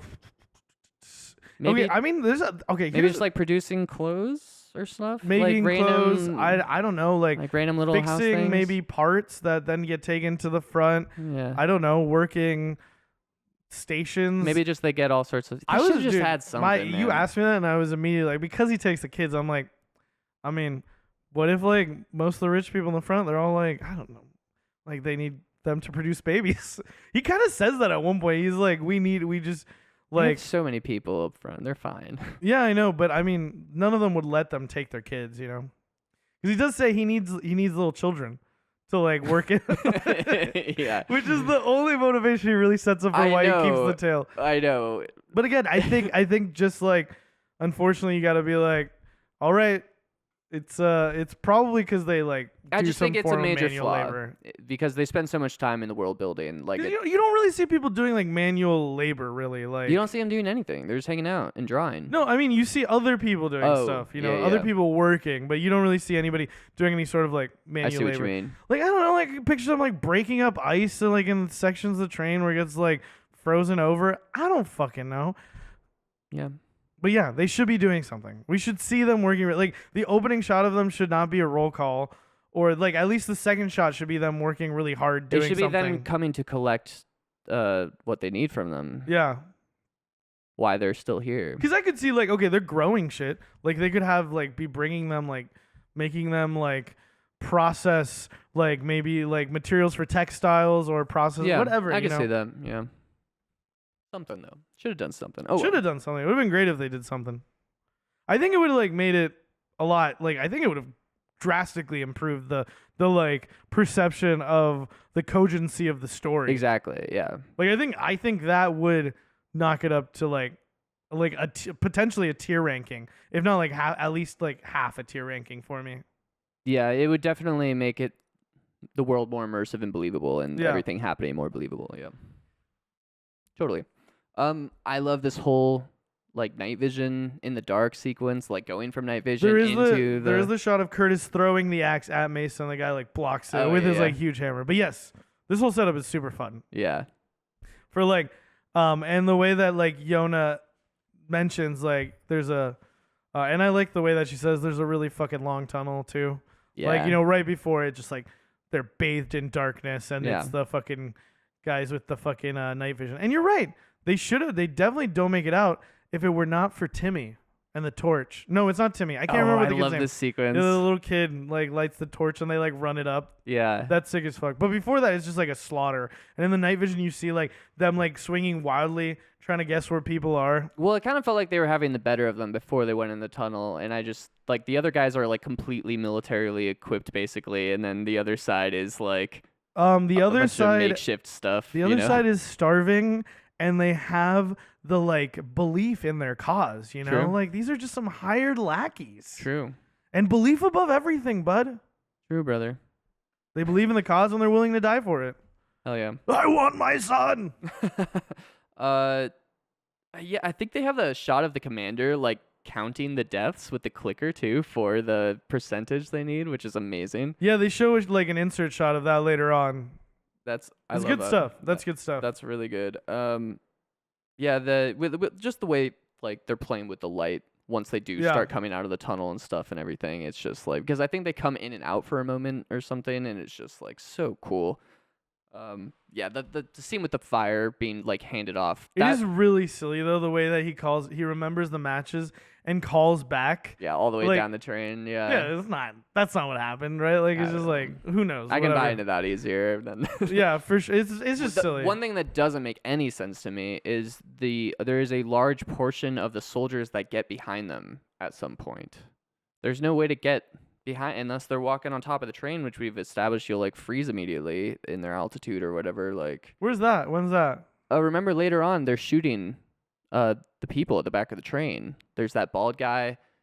He sneaks by while he's giving out the eggs, but then there's like a bunch of other soldiers down there with him who are doing dirty work.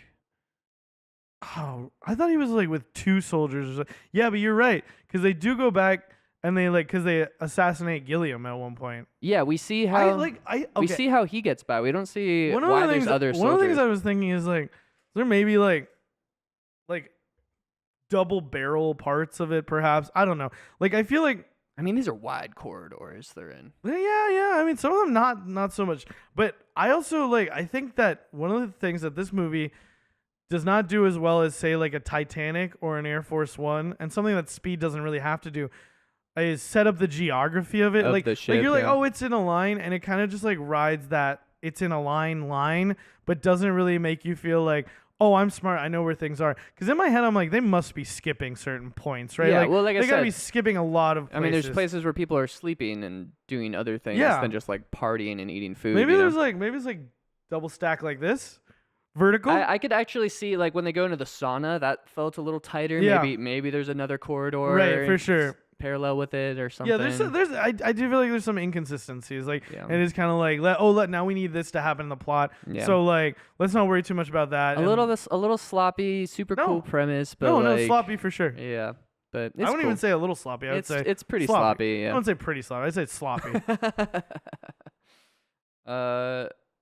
Yeah, we get what's the one-armed guy's name? His name's Andrew. Yeah, Ewan Bremer. He was in Train Spotting. Oh, great. Yeah, I love him running the final distance with the baton torch, and just the cool firefight. The way the flames are lighting everything up. It looks great. I mean, it's just a really really cool action sequence. Yeah, they all have the torches, and we see That's when we see the surrender or die tattoo on Yeah. on Gray's arm. Which is so silly. And I love how he stabs Mason. I wrote initially he stabs Mason in the ass because it looks like that's what he did, but it's just her leg. Yeah. And then Curtis again tries to go for Mason, but Oh, then he sees that a rich dude has Edgar. Great. Like one of the few interesting character moments for Curtis here, I thought, where He can choose to save Edgar or go after and Mason. usually the hero is gonna go back for their friend. No, he goes for Mason. Yeah, I love I that. thought that was great. I thought, Yeah. and then the dude fucking stabs Edgar, and I was like, damn, I thought that he died earlier. And again, like I said with Speed, good to maybe wait a little bit longer. You know what I mean? Yeah. Curtis has enough motivation as it is. It's just extra anger. Yeah. But again, the relationship is very I think it's this whole backwards thing of where you have the moment of realization, it's oh my god. Yeah, they do this the is character development later, so you're not attached. But you need more of their. They just need a better dialogue between each Curtis other. is never really that soft or gentle with. Yeah, Edgar. we just needed some more I think banter. That's Edgar, really it. I think Edgar's character does a good job of they do a good job with Edgar's character of showing how much he looks up to Curtis. Yeah. Right. He does have a good little brother vibe to him. Of all the kind of side characters I don't care much about, he's near the top of ones that I kind of care about. Yeah, no, I think he does a good job of being charming. He also talks a lot, and you see how much he cares about other people and stuff. And Curtis is doing we have to bide our time. He's also a little bit of the comic relief, so that's Yeah. always when a shit just got more real moment in the movie. Yeah, absolutely, very true. But then we do see that Curtis gets Mason, and he gets everyone to stop, and that's the moment that he sees Edgar's dead body. And Yeah. actually, that's so funny. I wrote here, forgot it happened so soon. So I guess I guess it's in the perfect spot, really. Fair enough. But I did tear up a little bit when this happened, and I like as well the guy is gonna go we see one of these dudes. I think this is Franco the Younger or something. Yeah, he runs up and Yona trips him. Yeah. Well, she pulls up a spear and he yeah. runs into it. Yeah, brutal. Yeah, and it's I there is this sort of moment of that's the first time she has Yeah. ever killed anyone, Yeah. which is never commented on, but it does feel like that in the Yeah. moment, right? Yeah, I just wish they did more with her character. Yeah, for sure. For sure. I mean, that's a great example of being able to do more with it, right? Like the conversation that, how could I forget her name? Sandra Bullock's character and Keanu Reeves have about I just killed someone. Yeah. Basically. Yeah, you know? exactly. Yeah. I want more space to actually linger on these people being people, so we're invested in their journey here emotionally and on the adventure. Yeah, I agree. And then when she kills him, the guy smears his blood on her face. Yeah, That's brutal. fucking wild. I did Gross. like that shot. It was a good shot. Yeah. Oh yeah, and Mr. Gilliam tells them to wash themselves. He shows up and he closes Edgar's eyes. Yeah. That was very, very sad. Very tragic. Had a couple tears roll down my cheeks at that point. That's wild. I love that. Why? No, I'm just surprised he had such a strong emotional response to this. Yeah, the guy died. He's his friend. Yeah. Yeah, that's fine too. You see how I'm not oh, it's so wild how you didn't react in any way. Yeah, man. Guy died. I felt bad. He was funny. We've seen plenty of people die that don't Hey, get man, an emotional but reaction. okay, again, the same reason Air Force One was rough for me is why this movie gets so much extra from me. This is a story about the working class, Sure. trying to that is just very appealing to me. And it's this dude, dude, freedom fighters, that shit to me. There's so much romance in it. Yeah, I was gonna ask if it's the themes that are Come on, man. Who am I? It's all the context of everything, right? And that he's the funny one. He's Jamie Bell. He's a handsome guy. Man, I you know? was tearing up during the scene at the end of Air Force One where she rips up the contract, and I was super confused about that. So yeah, good for I get you. it. It Good happens. for you, man. But I do think that's a wild. I could see why you would tear up at that moment. Yeah, I respect that. I thought it was a wild moment to tear up at. Well, I think it's fine. I think it makes sense. Yeah, You were overwhelmed by your love of I'm America. just surprised, is all. It was just a very It wasn't about America. It's a very intense that's so wild. It was oh, maybe a little wild. Maybe a little wild. You know. I mean, not really for me. I mean, contextually. I don't tear up very often, so when I tear up, I'm yeah, surprised. I mean, but you know how I am. I know. I'm not like I you. know. Everything makes me cry. I'm crying right now, actually. for the listening audience. Sure. I have tears down my I'm tears just down my eyes. discovering what the boundaries are, and it's good. No boundaries. Well, It's emotion. the boundaries of your emotion, however you want to put it. There's no boundaries. They're infinite. It's an infinite. I am a universe of feeling, just as every human is. Sure. I guess a better way to put it is like what triggers your emotions is interesting to explore. Yeah. No value judgment, just No. interesting, He's saying no value judgment. I see him writing something down in his little book over there. That is number 17. No, Cries at something. he's just crossing shit completely off. trivial. That's what he likes doing. He likes crossing shit off. There's so many X's on his page, dude. It's true. Yeah, they interrogate Mason. Yeah, Tanya's asking if they've seen their kids. And then Andrew's like, I'm going to cut off your fucking arm shorter than mine. And then she says, Wilford likes kids. Yeah. And I was like, I'm pretty sure that's Like, doesn't mean that, but I also whoa. couldn't remember what he's using the kids for. Yeah, I was so like, I was like, whoa, fuck, dude. yeah, she also tells them that Wilford's in the Epstein files. yeah, basically. She also tells them that the water comes from the front, so their whole plan to take control of the water won't work. Yeah, Which is a cool thing, too. I like that makes process sense. of, like, it breaks up the ice and turns Yeah. into water. That's awesome. that is the scientific way I can see that working. You wouldn't be collecting water from like the back. You'd probably be collecting water throughout the train and have like some sort of system. This is where ventilating she it, says, the water comes from the front. You would collect water from, like, the mouth, not the bum, which is silly. But I love it. Oh, man, Tilda Swinton, love her. She's an amazing actor. Yeah, she's a lot of fun in this. She basically like I love that she's like so much fervor for the holy engine, excuse me, and like seeing Wilford as like a god, and then she's also like, oh yeah, I'll take you to the front. No, it's fine. You just have to kill him, and then everything's Don't kill cool. me, kill him. Yeah. And then she pops out her dentures. Yeah. I wasn't sure what that was.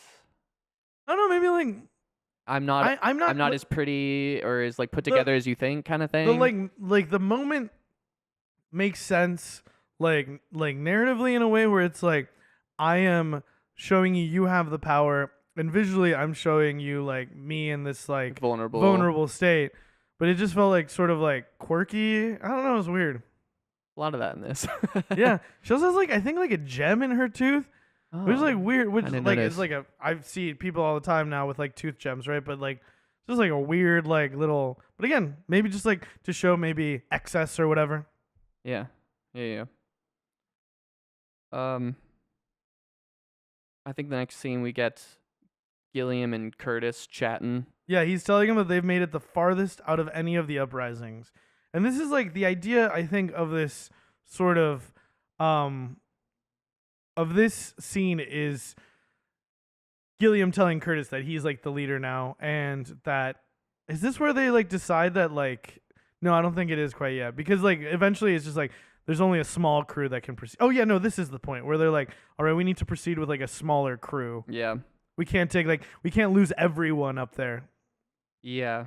And when you realize what Gilliam's like larger motivations are here, it's like, damn, dude, it's pretty treacherous overall. Yeah, pretty fucked up. God, and it's so hard because there's this part of me that's like, it's not true. Yeah, it's I not don't want to true. believe it. It's not true. I don't want to believe it because it's also a little hard to believe. But like, but I do buy into it more than other things in the movie. Yeah, no, it is, but like it is. I can see it, but I think that like kind of speaks to like how good John Hurt is, dude. Yeah. That you're just like, no, I guess you wouldn't fucking do that. Where I struggle with him is of like, this is the type of guy who would literally chop off his own limbs rather than let a baby die, is also orchestrating the death of everyone like this. Like An example of him chopping off parts of like, I feel like it's actually kind of very interesting, like metaphor, and like the parallel of it is kind of very interesting. It's like his flock, and he's willing to sacrifice a big number of his flock to preserve the greater like balance. So for him, it's just like, all business. I don't know if it's all business, but he's just like, I think maybe perhaps he sees like no other way out, and he's like, this is the only way that like we can really even have like a place within the train. Which I think is one of the more interesting like things they're proposing. Very interesting. Yeah. Very interesting. It'd be so very interesting to get like a Gilliam Curtis like like what if the the show fuck? was about him, like how did he become like this kind of thing? No, I would say, well, that's interesting as well, of course, but I mean more so like him getting to confront. I like that he doesn't get to, but I do wish we got to see like The other side of him, like Yeah. that, like him with the veil lifted. Yeah. Yeah, Totally. I kind of feel like him with the veil lifted would look very much like him. Yeah. It would just it be- wouldn't be like that moment where he's like now suddenly talks with a British accent or something. No, because he is British, so I Yeah. think he's already talking with a British Right, accent. right. But no, like yeah, he wouldn't like suddenly have like a mustache, right? Yeah. Like and like no, it would be this thing of like you have to understand where I'm coming from, Yeah. like that sort of thing. Which would be a great scene, I'm sure. But again, Yeah. I don't feel like I need it, but like I do need a little bit more from some of these things. Yeah. It needed something more overall, I think, for sure. But like it works. I do like them getting sketched with Mason and they put the shoe on Mason's head. That's a funny bit. I do like that bit a lot. Yeah. It's pretty good. It's very cute and silly. Yeah, and they look like a crew. You know, they're a little ragtag group, kind of like that I always love a good crew, right? Yeah. And again, it would be maybe even more fun if we had our crew a little bit more set up, right? Yeah. But hey, What you gonna do? we're not in the movie making business. We're in the movie shitting on business. Yeah, apparently. We're not shitting. We're just like I think why this movie makes us say all these things is because there is something compelling. Yeah. It's very compelling premise, and you want it to work. Yeah. Like And resoundingly. there's so much stuff that's good in it. It makes all that stuff stand out more. I think this is the part of the reason why I championed the David Lynch Dune for so long is because I was like, you have to understand what it's trying to tackle, right? Yeah. And then the thing that's rough is that then I see another director do it, and it's like, yeah, sorry, dude, like he just fucking blew it out of the water, and like that kind of lessens what you did because now you have competition in the space, you know? Yeah. It's interesting. We're working on our Snowpiercer adaptation right now, actually, along with our new Waterworld movie. That's right. Actually, they're gonna be part of the same series. Oh, that'd be good. That'd be good. It'll be good, but physically, I don't know if the Earth can handle that. Oh, over a long enough period, sure. So we start with the Snowpiercer, and then that It goes all into melts Waterworld. into Yeah. Waterworld, yeah. Yeah. And like Waterworld is set like 1,000 years after our Snowpiercer adaptation. Yeah. Okay. We're onto something here. Okay. We just mailed it to ourselves, so you can't steal the idea. I love the garden room. Yeah, the greenhouse Again, is really just, sick. like I love seeing all like that's one of my favorite things in this whole movie is just seeing all the rooms and the set design and stuff and just Yeah. like it looks so cool and like so colorful. Yeah. Like yeah, I love And it. I like Nam telling Yona about like dirt and worms. Like, Yeah. you probably don't believe this, but I walked on this shit. you yeah, know? yeah, it's And she underneath the tries snow. eating it too. Like, Yeah. it's really fucking funny. And then they're walking the aquarium. This is sick. I Yeah, love immediately, this. yeah, going from the Love garden this. straight into this cool aquatic room. It was But like, also, there's a guy whoa. making sushi. at the end. Yeah, I love that. And then they just sit down for sushi. I love that. I love It's that. so silly. It is, but I love it. I love it too. The reason I hesitate is that contrast I'm talking about. Where No, like, but I think you're right. This is more what we want. yeah, We want this exactly. like we want this like Wes Anderson sort of like again. I think it's very Bong Joon-ho to like ride that line. I think Mickey 17 does a way better job of riding that line for me as like watching a film. I don't remember Okja too well, but and then again, I think Parasite is like the pitch perfect sort of like version of like riding that whole sort of tone like Yeah. the whole way. I was super impressed by Parasite for sure. Good music too. Oh yeah. Real good music. Oh yeah, baby.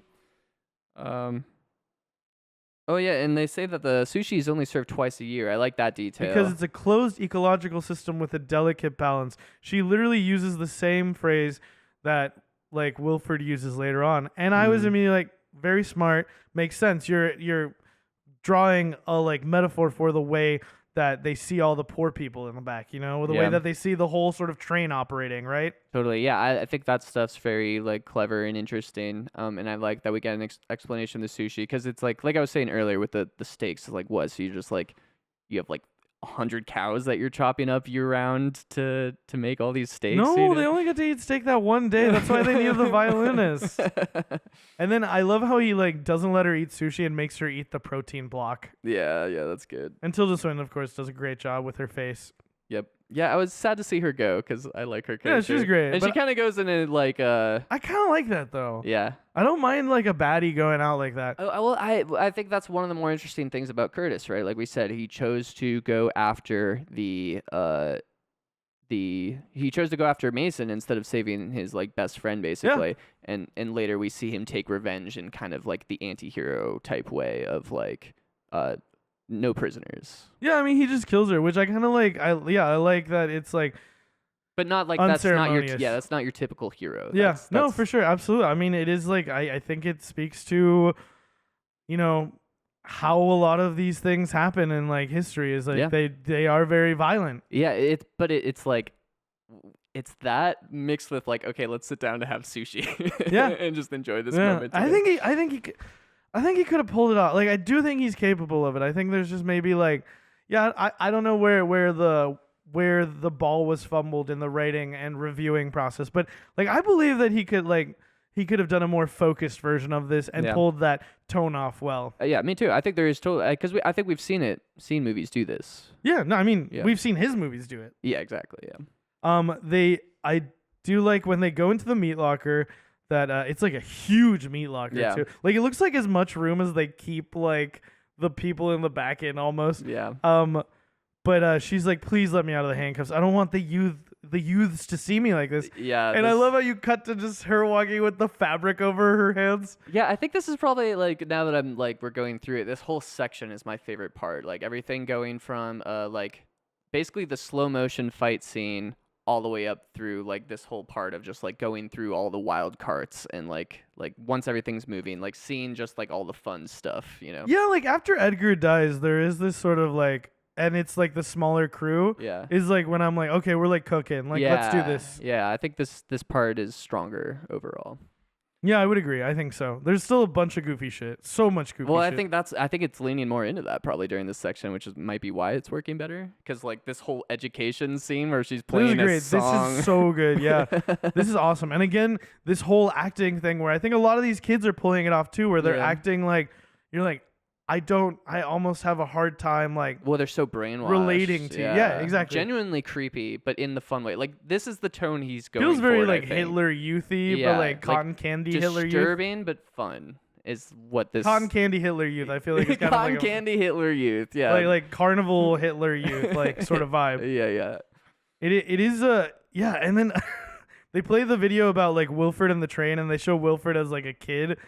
And it's so fucking. He just loves trains. Yeah. And people made fun of him for loving trains and for making his train and for over equipping his train. But he knew that CW7 would freeze the world. Yeah. So he made the engine. Some good cult Which I stuff. kind of love that. Like, I kind of feel like it's hinted at, like, this guy's like a prepper. This guy's kind of like a conspiracy theorist, but he just happened to be right. Yeah. He's just like a rich maniac who happened to be right. Yeah. That's a really good point because it's not like this was some government thing. It was just like this dude who made a train. Which I think speaks to a lot of the other things in this movie where they make a little bit more sense. That is like this sort of corporate entity that's controlling everything. Right.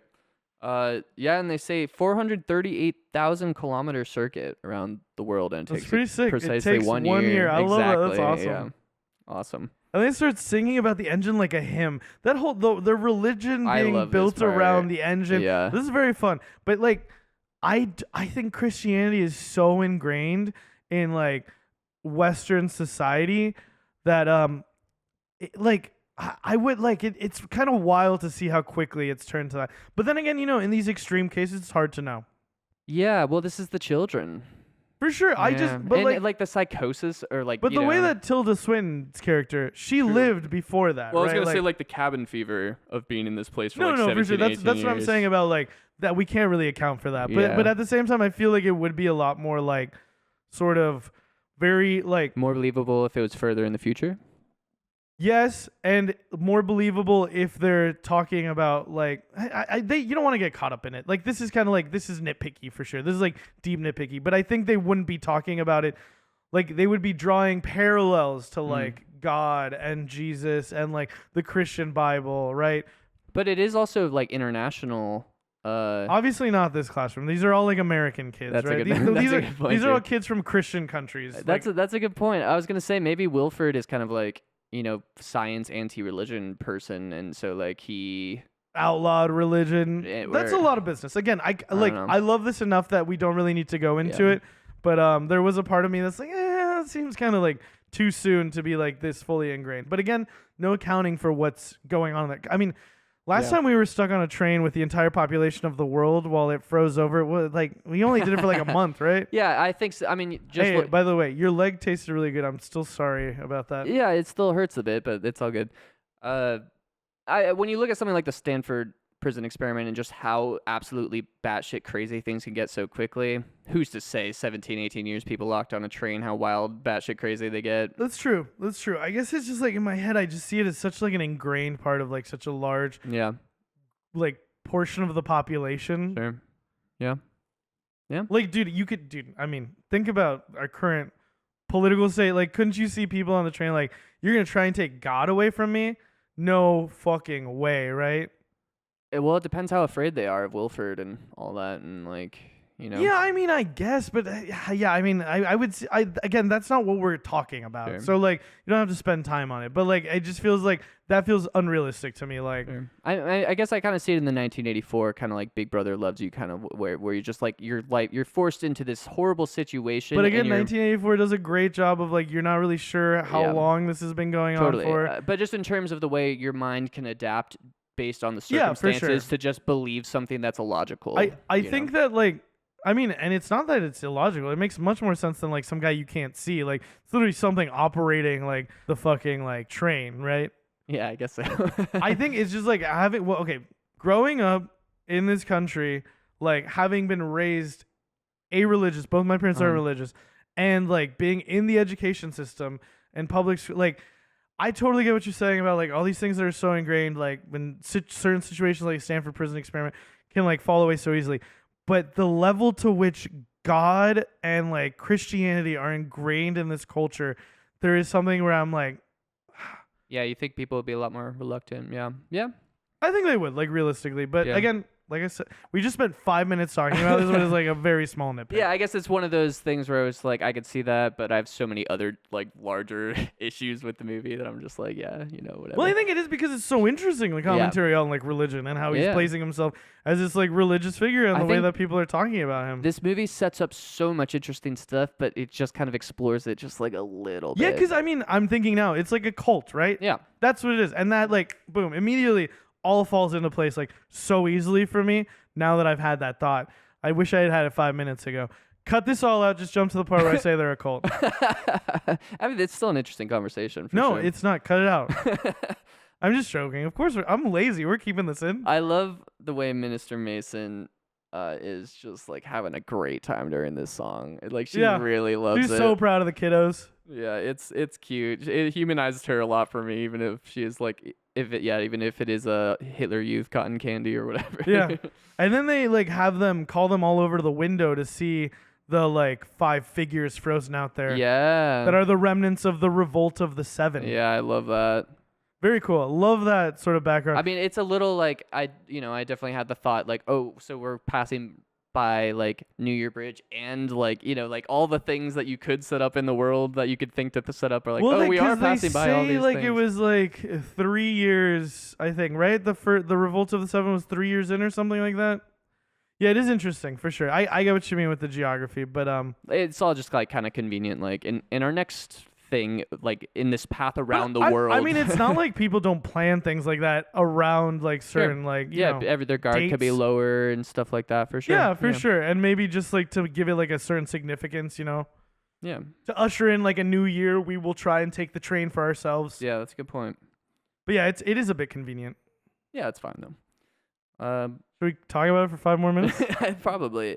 The New Year's eggs come in, and you got Gerald coming in to play the violin. Yeah, the eggs are still warm. I love how they say that. Yeah, it's all very strange, but I like it. There's a letter in the egg. Again, it's like very kind of cinematic, but a little convenient. Like he always, Curtis immediately always finds the item that has the message, even though it's like Not immediately.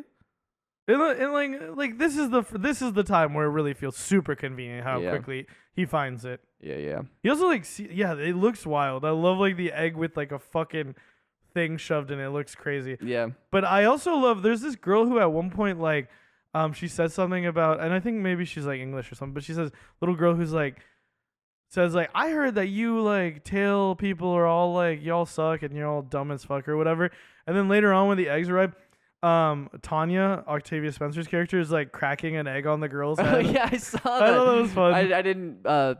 I didn't put that together that she was the one who was just talking shit. That's funny though. I did notice her cracking the egg. I'm like, did she just hit that girl in the head with an egg? And then the fucking the message just says blood, right? Yeah. And I love this sort of thing, like, oh, we thought chickens were extinct, and like, yeah, well, people think a lot of things are extinct. Like what? Like this, like fucking, and then pulls out the fucking gun. Yeah, it's so outrageous. That was a good action movie, like sort of like line, right? But again, with the tonal shifts we're doing, it feels a little wild. Yeah, it works better with the previous scene that just happened though, which was also kind of batshit crazy. Yeah, so like, for sure. I feel like that's why this part of the movie just like worked better for me overall, because it's just leaning into the wildness of this setup and the more like absurdist things about it. And then they also start shooting the people in the back we see. In the like tail section of the train. Oh wait, so yeah, they got there before the eggs even went there. Well, you do see them like pushing the cart of eggs, and then they keep going. But it's just that one guy. Yeah, whatever, it's fine. But yes, so they get in this like big shootout. Yeah, and a brutal choice to make the teacher pregnant. Yeah, I was wondering the significance of that. Like they're humanizing her, but she's also so goofy, and she pulls out a machine gun, and I'm like, she's just incubating her friggin' hate breed, dude. You know? I guess so. We gotta stop her pumping out those little Hitler youths, I guess. I think again, it just speaks to the brutality of it. Yeah, but it's just so weird. It was weird, but again, I think that's the intention. Yeah. Or maybe like they just really wanted that actor, and she's like, I'm pregnant. And they're like, okay. That'd be wild. Yeah. I mean, I could see that happening. Like. For sure, they're like, "Oh, you're really good," and she's like, "I feel like if you're gonna make the choice to brutally murder a character, and they're pregnant, like, you're gonna make that like part of the choice." I mean, okay, you're saying brutally. I think she gets a knife in the throat. Yeah, but she's also like trying to kill people. Like, of course. like it's like self-defense. Like, well, it's warranted, but it's just like such a like. It doesn't. Yeah, I mean, like. You were like talking about like the woman who gets pulled under the bus at speed, like being like dramatically totally different. I feel like that's way more just like a circumstance of the situation. This is like goofy, over the top, pulling guns out of eggs. Also, this woman's pregnant. You know, I don't know, dude. Like, I guess it's just like, because of like the tone of her and like the way she is, and like, I don't know, it just like works better for me, I think, than. I mean, still like, I still was like, oh fuck, she's pregnant. That's fucked up. But it wasn't like in Speed where I'm like need like a second, like I'm out of this. Like I need to like get in sync with the like movie. I was just like shocked for a moment in this one, and I'm like, okay, I guess. Yeah. I guess I was like, oh, that's wild. She's pregnant. Yep. But then they show Gilliam being shot and executed on the TV. Yeah. And then Tanya's like, Curtis, you gotta lead us. So he fucking shoots Mason, and he says, "We go forward." I like that line. Yeah, hardcore moment. That's what they've been doing the whole movie, dude. They've been going forward. I also love that aspect of like the like symbolism in this movie is that like movement forward, making progress, totally. like not just in our goal but in society, you know. Totally. And the movie's in motion, baby. The movie's in motion, and they're in motion in the motion. Because the train is moving, but they're moving up the train. Is this the most movie in motion? This is the most motion. Yeah, this is. I think like, every other movie they at least like have a moment of them getting on or they're off or yeah. Yeah, this one was moving the most for sure. Yeah, absolutely. Second is I think Titanic. Yeah, that they're in motion for the longest period of time. Yeah, probably. Well, Air Force One. Yeah, but I just think that Titanic, there's a lot of motion in the motion, like them moving throughout the decks. And there's so much motion that you said too much motion at one point. True. I think we both spoke a little too much motion. Yeah, true. In terms of actual movement, in terms of just vehicle movement overall, I think Air Force One, we get more vehicle time than Titanic. Because they got the flash forwards in the future. Well, okay, they also fly from fucking... They're in Moscow to... Then they turn around to Kazakhstan? They're in Moscow. They're going back to the U.S. And then they turn around to Kazakhstan. Yeah. And then they go back to the U.S. Yeah. Yeah, there's a lot of movement. Because the movie ends with them still in motion, all the other movies. And sorry, we're getting really into our movies in motion discussion here, but yeah. Yeah, it does. You're right. They're still moving at the end. Yeah. Perhaps. Perhaps. I think it's just because the plane is smaller than Titanic. Yeah, And Titanic just feels like so much distance to cross in how there's big a lot it is. of running in Titanic. Yeah. Yeah, for sure. Absolutely. Passing through the luxury carts. Super cool. You got an office, a dentist, a tailor, fancy lounge. We also have like at the hairdresser. start of that scene, Yona, she says open and then like grabs the like chronal from his pocket. At this point, Curtis is just like whatever. So like I think it was a cool sort of signal of like so focused. He's like whatever. Yeah, for me at this point, I'm just like whatever about the drug addiction stuff because I'm like, I get the. I like repeats. I like things like coming back. You know. Yeah, it's just like it just feels like kind of a lazy thing to give a character without giving them development. It's like this is their quirk. Yeah, I mean, but we're not gonna she's like 17 too. We're not gonna do anything with this. For sure. Know? As far as development goes, I absolutely agree. There's not enough emotional development, but I do kind of like the way that I like the way she plays it, where she's like open and then she just reaches her hand. It's funny. It's cute. Yeah. Like that about it, I like. Maybe maybe the like I'm seeing a lot there. of personality from her. For sure. Because I like Yona overall. It's like her the way she like carries herself and yeah, she's playful. Yeah, and I mean, she doesn't have she doesn't get enough. She should get more because she's ultimately like I think the hero in a way. Like at the end of the story, the one to carry on life, I guess. Yeah, and she almost gets to carry on like with like more innocence than like Curtis had because he was so tortured by like being a cannibal who loves eating babies. Who loves eating babies? Yeah.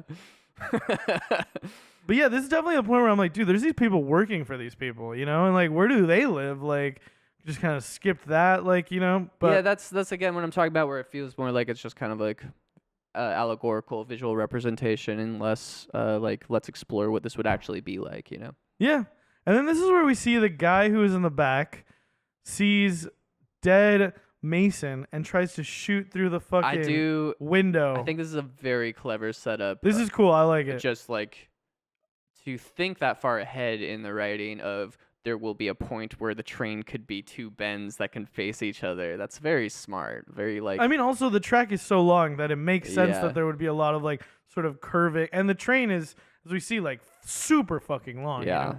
Very cool sequence.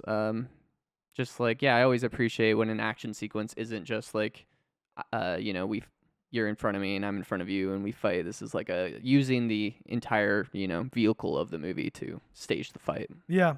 And then you see that the soldiers are also like, what the fuck are you doing, dude? And this guy like does not communicate with people. Bad communicator, just always kind of doing his own thing. Yeah, and this is when he kind of came onto my radar. I was like, oh, this guy's intense. And yeah, then he was earlier. He has been in the movie, but like this is where you're really like, oh, this is a guy. This is like your antagonist, your enforcer antagonist. Yeah. This is like the muscle for the rest of the movie. This is your Lovejoy from Titanic. Yeah, for sure. We get the CGI snowflake like flying through the window in front of Nam, which will be an important detail later. I do like that shot. Yeah. I like it a lot. Yeah, it's a nice moment, like spacing wise, just like a moment of clarity in the middle of all this intense action. Well, I also just love the way it floats by him and he like stares at it, like, and he just does the like whole like sort of like spaced out drug addict sort of thing where he like stares at it as it goes by him, and you feel very much like. Nam's high, you know. Nam. But then again, it comes to play, you know, because there's a lot of these moments where you see him sort of like he's cooking, gazing at things. Yeah, and I do like that it ultimately results in something. Yeah, like that's a good amount of work on a character. Best character.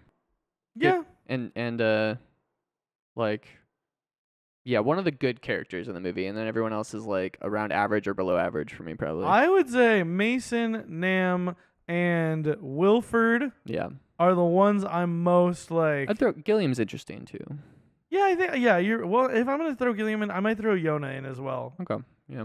So I think there's a lot of like implications about her. Then like I think she does a lot of really good like emotion. Like a lot of her emoting is like really well done and like kind of like draws me into her.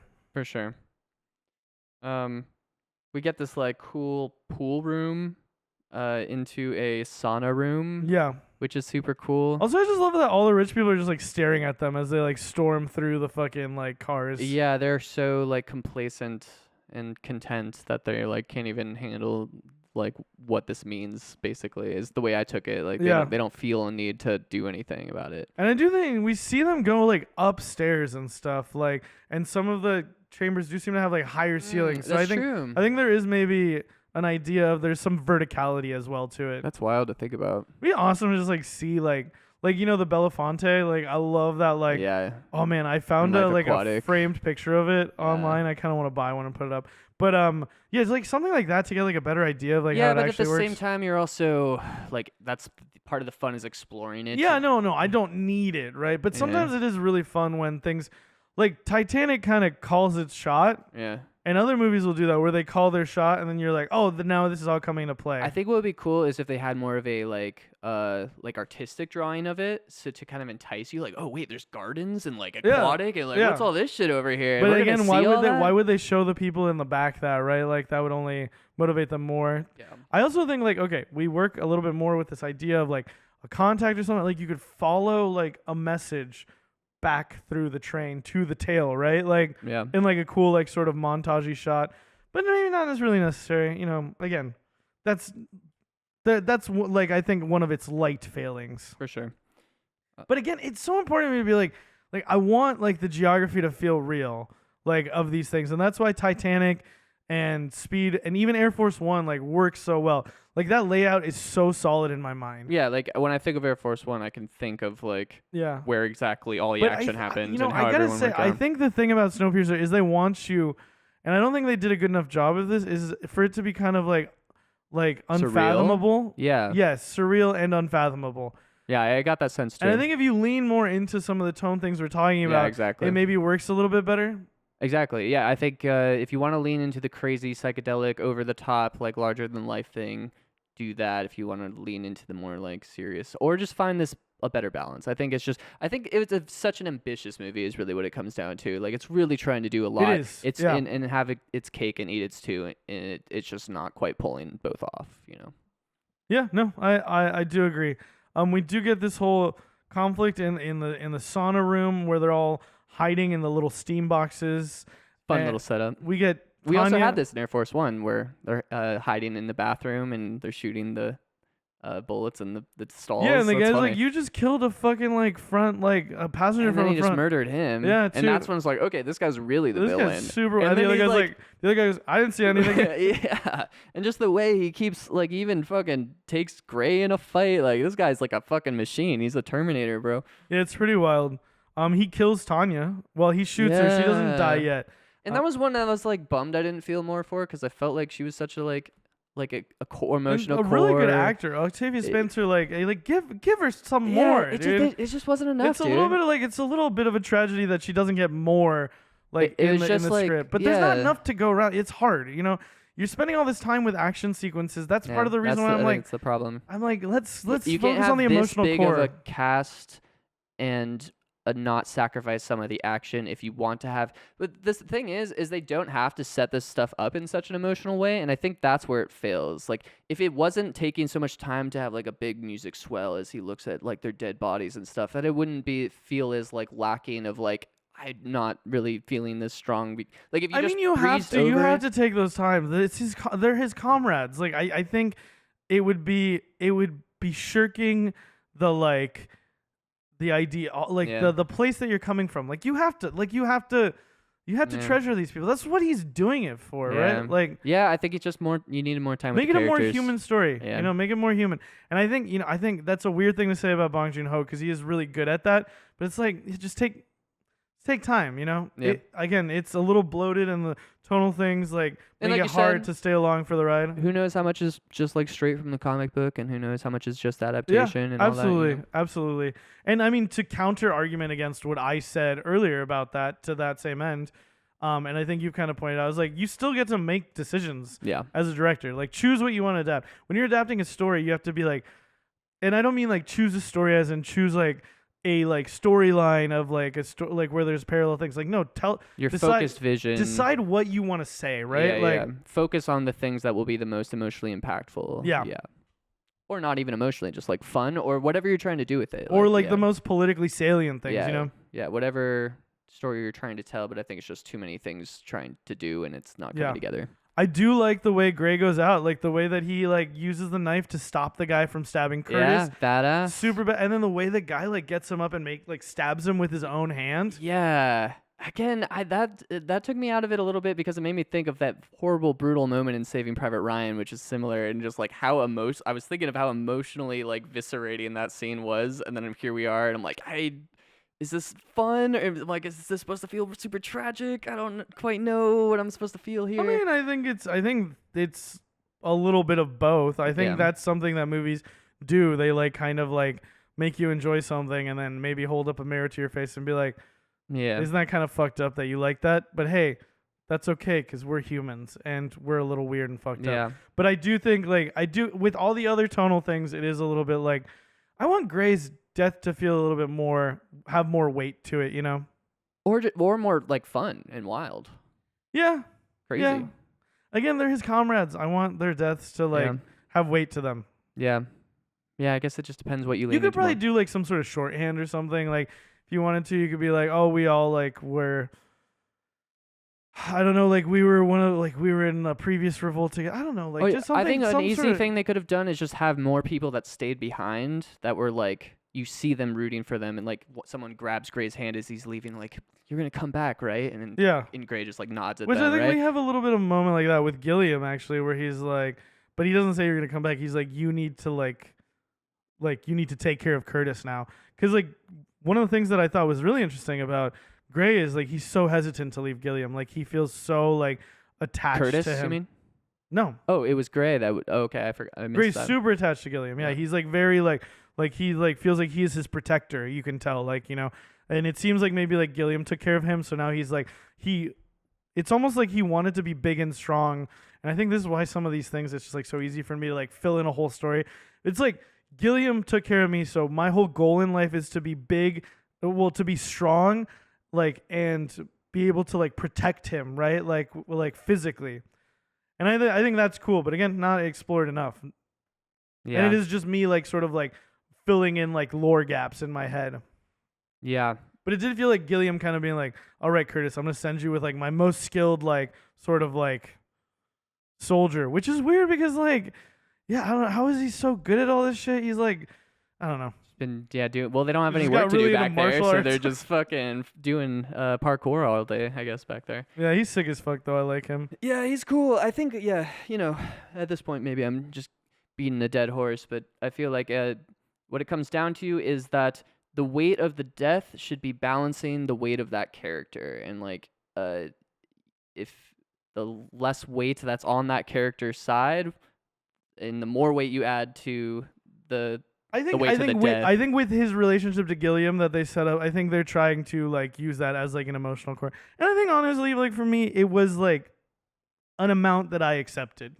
Like I wish that there was more because I'm interested, but I watch him die and I'm just like, damn. But at the same time, like he died doing what he wanted to do, which was like to protect Curtis. Yeah. Like you know. I mean, now Gilliam's dead, right? Like Yeah. Curtis is all he has. Yeah, for sure. And I think the theme of the last man standing is like it's like with the baton, like we all have to do this together kind of thing. Yeah, we do. I do like this part too, where the dude opens like he's looking for Yona and Nam, and he like finds the lady in the fucking sauna, and she's like, "Hey, get out of here!" And he just like moves her over, and then like Yona's hiding there. Yeah, and Nam's back there, I guess. Yeah. Right? Or maybe he's in like another room. I sometimes it was hard with the way that it was like edited, but I do love too. This is really awesome.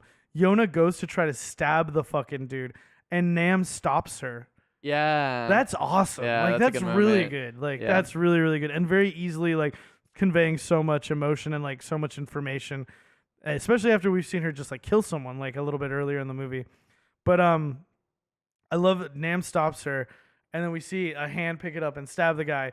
Like, and then the camera tracks up to Curtis's face. That was a Oh, wait. cool. I noticed that sequence too. It was a cool little. That was well done. That was yeah. some good action. I really liked that. Yeah. And then the dude has this very freaky smile as he dies, or so we think, right? He's just Terminator shutting down. He has a he's backup just battery. powering off for a second, real quick. quick. Don't worry, I've been stabbed a million times. uh, I do, and then Tanya is dying, and we she get pulls some out the last drawing. words, Well, yeah. she asked to see the drawing of Timmy one last time, yeah. and she's like, "Find Timmy for me, baby." Yeah, he promises to find Timmy, Yeah, and they do. they do find Timmy. Yeah. I like in the next part the way Curtis is like all in the shadows as they're shooting him, and very like sort of like dark, like as they walk into like the dance club train. Yeah. This is the best part of the movie, the dance club train. Yeah, again, it's just like so absurd that I'm like, I mean, people are literally just like eating grinded up bugs back there, and you guys are all just like eating steak and partying in the front. I mean, it's a kind of apt fucking metaphor for the world. For society, but just again with like the realism of the train, I'm just like, I don't know. It's just like a lot. Again, it's not a government. It's like a fucking dude who like a bunch of people paid to be on his train. You know, like I think that to me, I'm like, yeah. I mean, like he built probably like a club on the train, right? Like I don't know. And they're just partying 24/7. It's not hard for me to like. I have a lot of faith into the depravity of the wealthy. Sure. Yeah. It is kind of silly though. You know? It's silly. There's also this extra part of it that makes it silly where like Nam is stealing all of their drugs because they're all like spaced out, and there's a guy, and I wonder if they like added this in. That they had to have added it in afterwards, but like they make this very specific choice to have like a guy going like, "Hey man, give me back my stuff. Like, give me back my, like, hey, you spaced out free. Give me my," and then like, yeah, we have like the crowd of them later on. And I'm like, you don't need to set it up. I don't know. It felt weird. It took me out of it. I was like, why is this like, I don't know. All of it was very strange. The way the party. I like the way they're dressed and that they're having a huge party. And I think stuff. It's cool again from the visual. Just like it's fun seeing. It's a very all this cool weird, thing to be like train stuff. We're suffering, and then we just had a really brutal fight. Like we open a door, and all these people are just like fucking celebrating, like fucking praising Dionysus. I guess it is the New Year, right? So that's a reason to party. So maybe sure. This is usually not the party card. It's not just 24/7 party in here. Yeah, no, they only eat steak twice a year and sushi, and they party here 3 times a year. Yeah, for sure. Who knows how often they party in there? But yeah, there's definitely a reason to party. It's New Year's, but yeah, I don't know. I'll like it. It is super weird that they're the ones that like confront them to like they're the final enemy. It is good. I kind of like it because they're all dressed insane. It's like a bunch of ravers too. I kind of love it because it's also 2013 and like rave culture is like so on like the rise, and there's all these like. So it's the ravers' fault. They're the last hurdle before we fix the government. I mean, I don't know. It's not the ravers' fault, I think but I just maybe like the visual aspect of that. Well, I was just thinking, I was saying that jokingly, but maybe it is kind of like the contentness, the complacency of society is the final actual hurdle to the engine room, man. Yeah, to absolutely. confront the man. It's just people who yeah. are just like, hey, we're having a good time. Stop getting in the way of us having a good time. Yeah, for sure. Yeah, absolutely. That's the metaphor there. It's kind of I think so. Yeah, I think it's true. I think it is the last hurdle. You have to get those people who are just like comfy. That's the thing. That's the thing about like revolution and like political like upheaval is like people who like it's when you're comfortable. It's so hard to be convinced to like absolutely change things. You yeah, know? I didn't think about it in the context of the scene, but I do think that's good writing. Yeah. I mean, it's like again, it's like it's clever, interesting writing. But like all the tone stuff, it just makes it all like mixed around in my head on like how I feel about it. Yeah, like maybe if you have like dialogue throughout, maybe like setting up this idea of the complacency of like man, right? Then like when you see it visually, you're more so like able to connect it like, oh, this is like yeah, I don't know what I need here. It's also like there's like they're never really talking about why don't they help us or anything like that, which isn't necessarily like a thing that but it's like an interesting thing to think about. Yeah, we never even really get a conversation. Yeah. No, this is one of the like things where they really simplify things, where they're just like, no, we're just gonna kill all the rich people. Yeah. Wild. Kind of dope. I like the cool like gold rock drug den room. It's like the room beyond the party room. I wasn't really sure. All the people are like.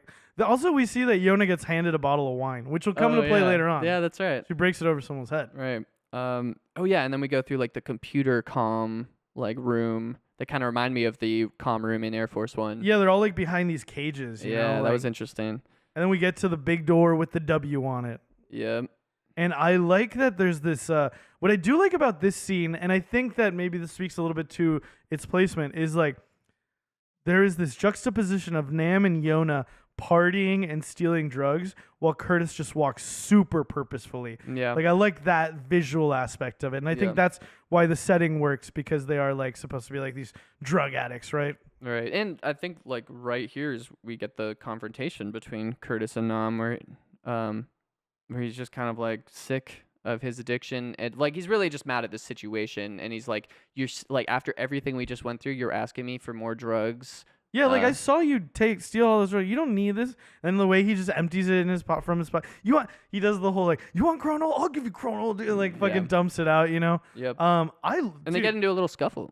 Yeah, I think this scene, it works for me. It's a like the way it like develops and stuff.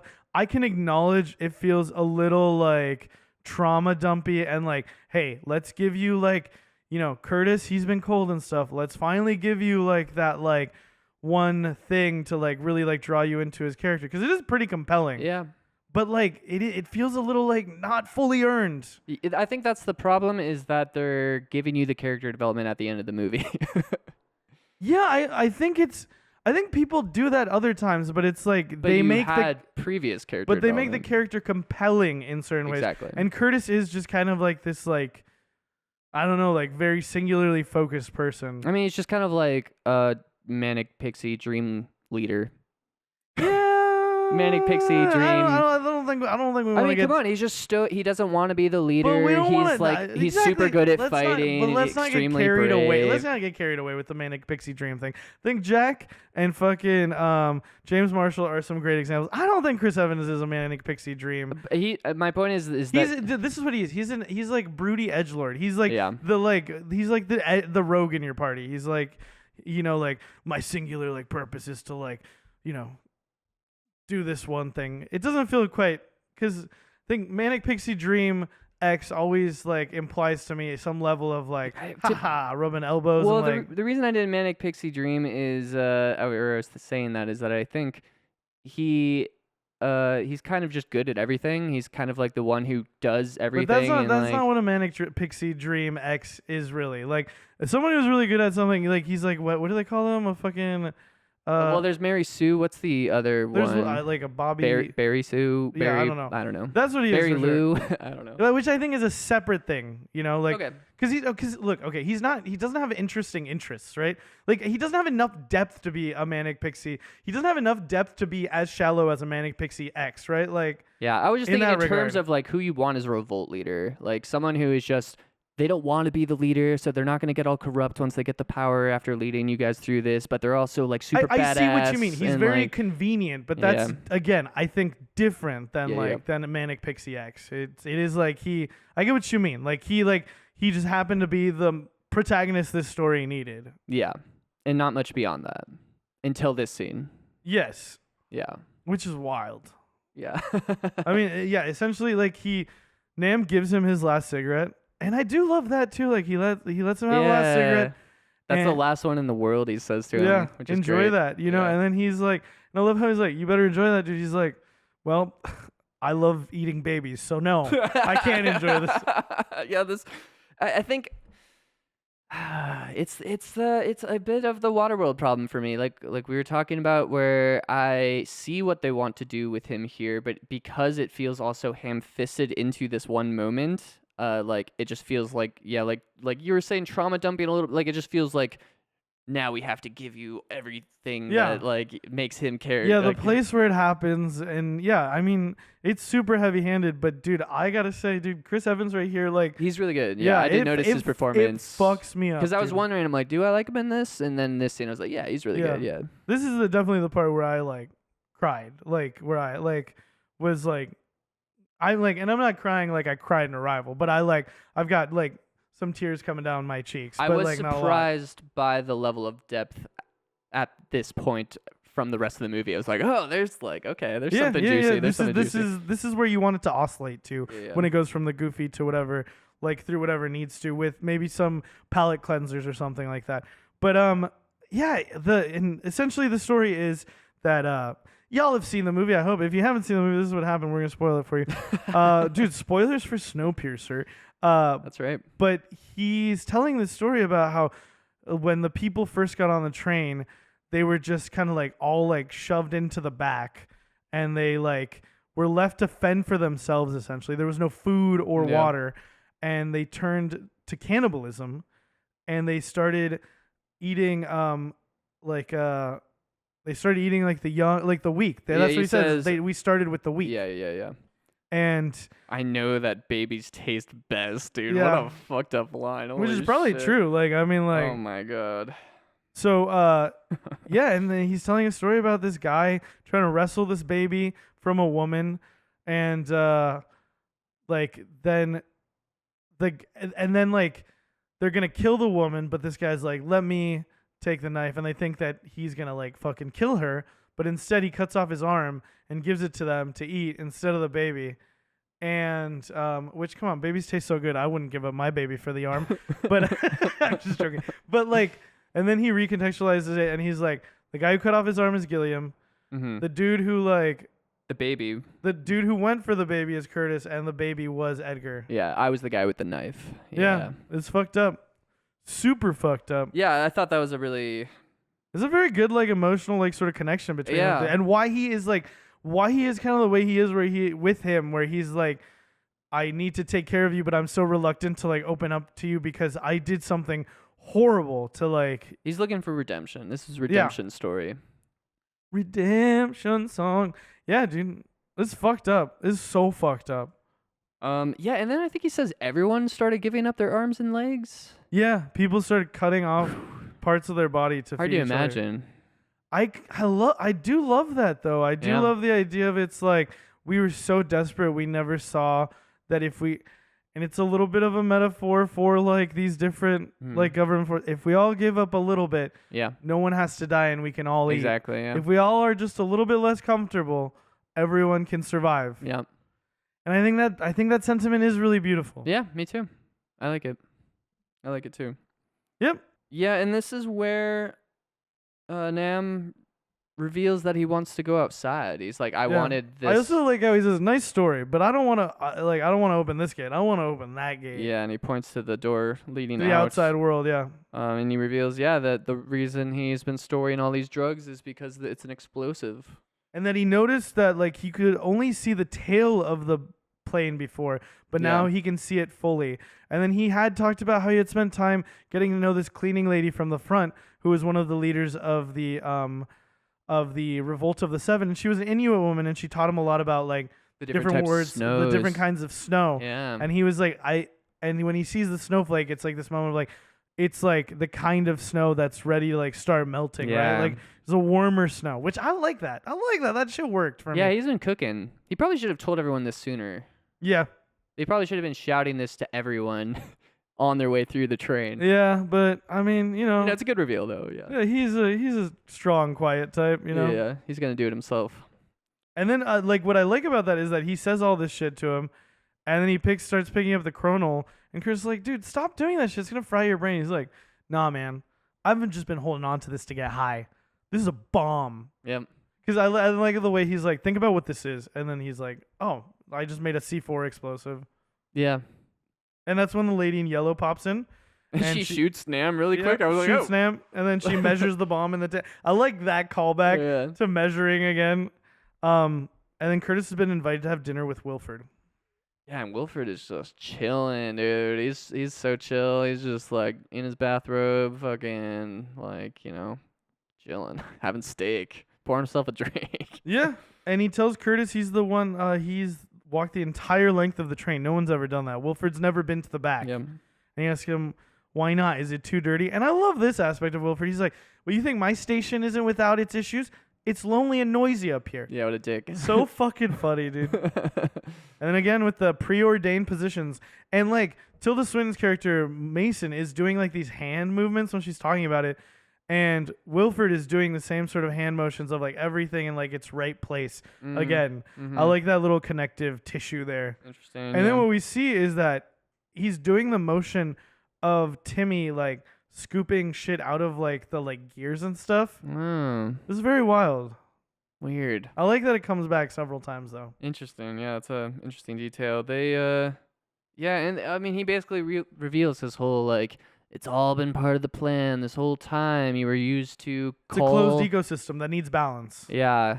The Revolt of the Seven, McGregor riots, and even the Curtis Revolution were all planned by Wilford to reduce the population. With Gilliam as his kind of assistant in the back. And Gilliam, is just someone who apparently really, really believed in the cause of like this is the only way to do it, and he was willing to live in the poor people, like with the poor people, in order to see it through. I wonder if that's what it is, or if it is that like he was a member of like the group of the poor people, and then like when maybe there was a moment where like they met and talked about and something, talked it right? through. Like he met as like a representative of like the people in the tale, and then they like made this. Like I don't see him being a plant because he cut off his arm. Yeah. So I think he This is like a relationship. I think that he's developed. someone from the tale that like developed this relationship with Wilford. That makes sense. Yeah. I don't think it was like, okay, you get on the train, but you get on the back with all the stragglers so that like, you can like make sure that they like sacrifice themselves in these like purges every so often. Right. Which is like so much more sinister to think of, like him being trapped in that scenario, like turning to like, okay, like this is the only way things are going to work. Yeah, I guess that's his way of keeping them alive, is getting them all killed occasionally. There's Getting not a lot of them enough killed. for all of them to survive, I guess, Yeah. Pretty fucking wild. But yeah, he wants Curtis to take over the fucking train. Yeah. But I think he says that later on, because what he also like explains why he says that the attack was supposed to end at the Yekaterina tunnel. Too many people died. That's why Gilliam had to die. Yeah, which And is kind of wild. it is. Then he called. Yeah, I mean, I think he has like a twisted sense of what friendship is. And then he calls to the back and he says like, still 74%, but save 18 for 18 years of like the train. Yeah, and they're like, oh, how And festive. then he makes Curtis listen to the people getting shot. Yeah. Yeah, I guess it's another moment where I'm like, this guy, I like this villain, but he's also just like a little too heavy-handed to be the believable, charismatic guy who won Gilliam over and like, was going to make this a rational deal. Yeah, I didn't even think about it as him like winning him over. Just like I think I can picture Gilliam being like painted into a corner or feeling like this is like the only way for them not to kill everyone. Yeah. Yeah. Interesting.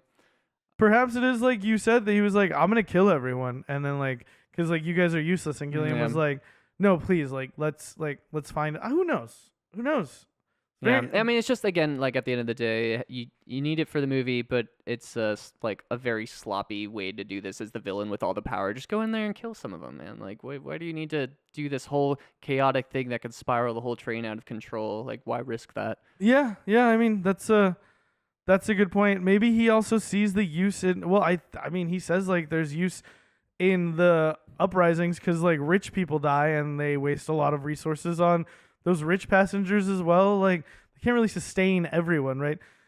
It is such a wild deal to strike, but I think what makes the most impactful part of it is this next part where I'm like, no, man, he's just like fucking him with him, right? He's just like, or he's like lying to him. But then when he says the thing like, you're so tense, like that's what Gilliam always said about you, like, and he repeats the thing that Gilliam said earlier on where he said, holding a woman with two hands is better. Yeah. And it's like this, and he tells him he needs to get laid or whatever. Like he's like, when's the last time you got laid? That's some of the like English translation writing stuff I feel there in that line. I don't know about that. I don't know. But the way that he like repeats the same thing that he said to him earlier, I was like, fuck. Like, and you see it kind of on confirmation Chris. of That's the look on Chris Evans' face where he's like, this is for real, bro. What the fuck? Yeah. And then we see the dude in the steam room get up because Terminator's he's still back. alive. Yeah. Battery rebooted and he's coming. Yona wakes up and she sees that Nam was shot.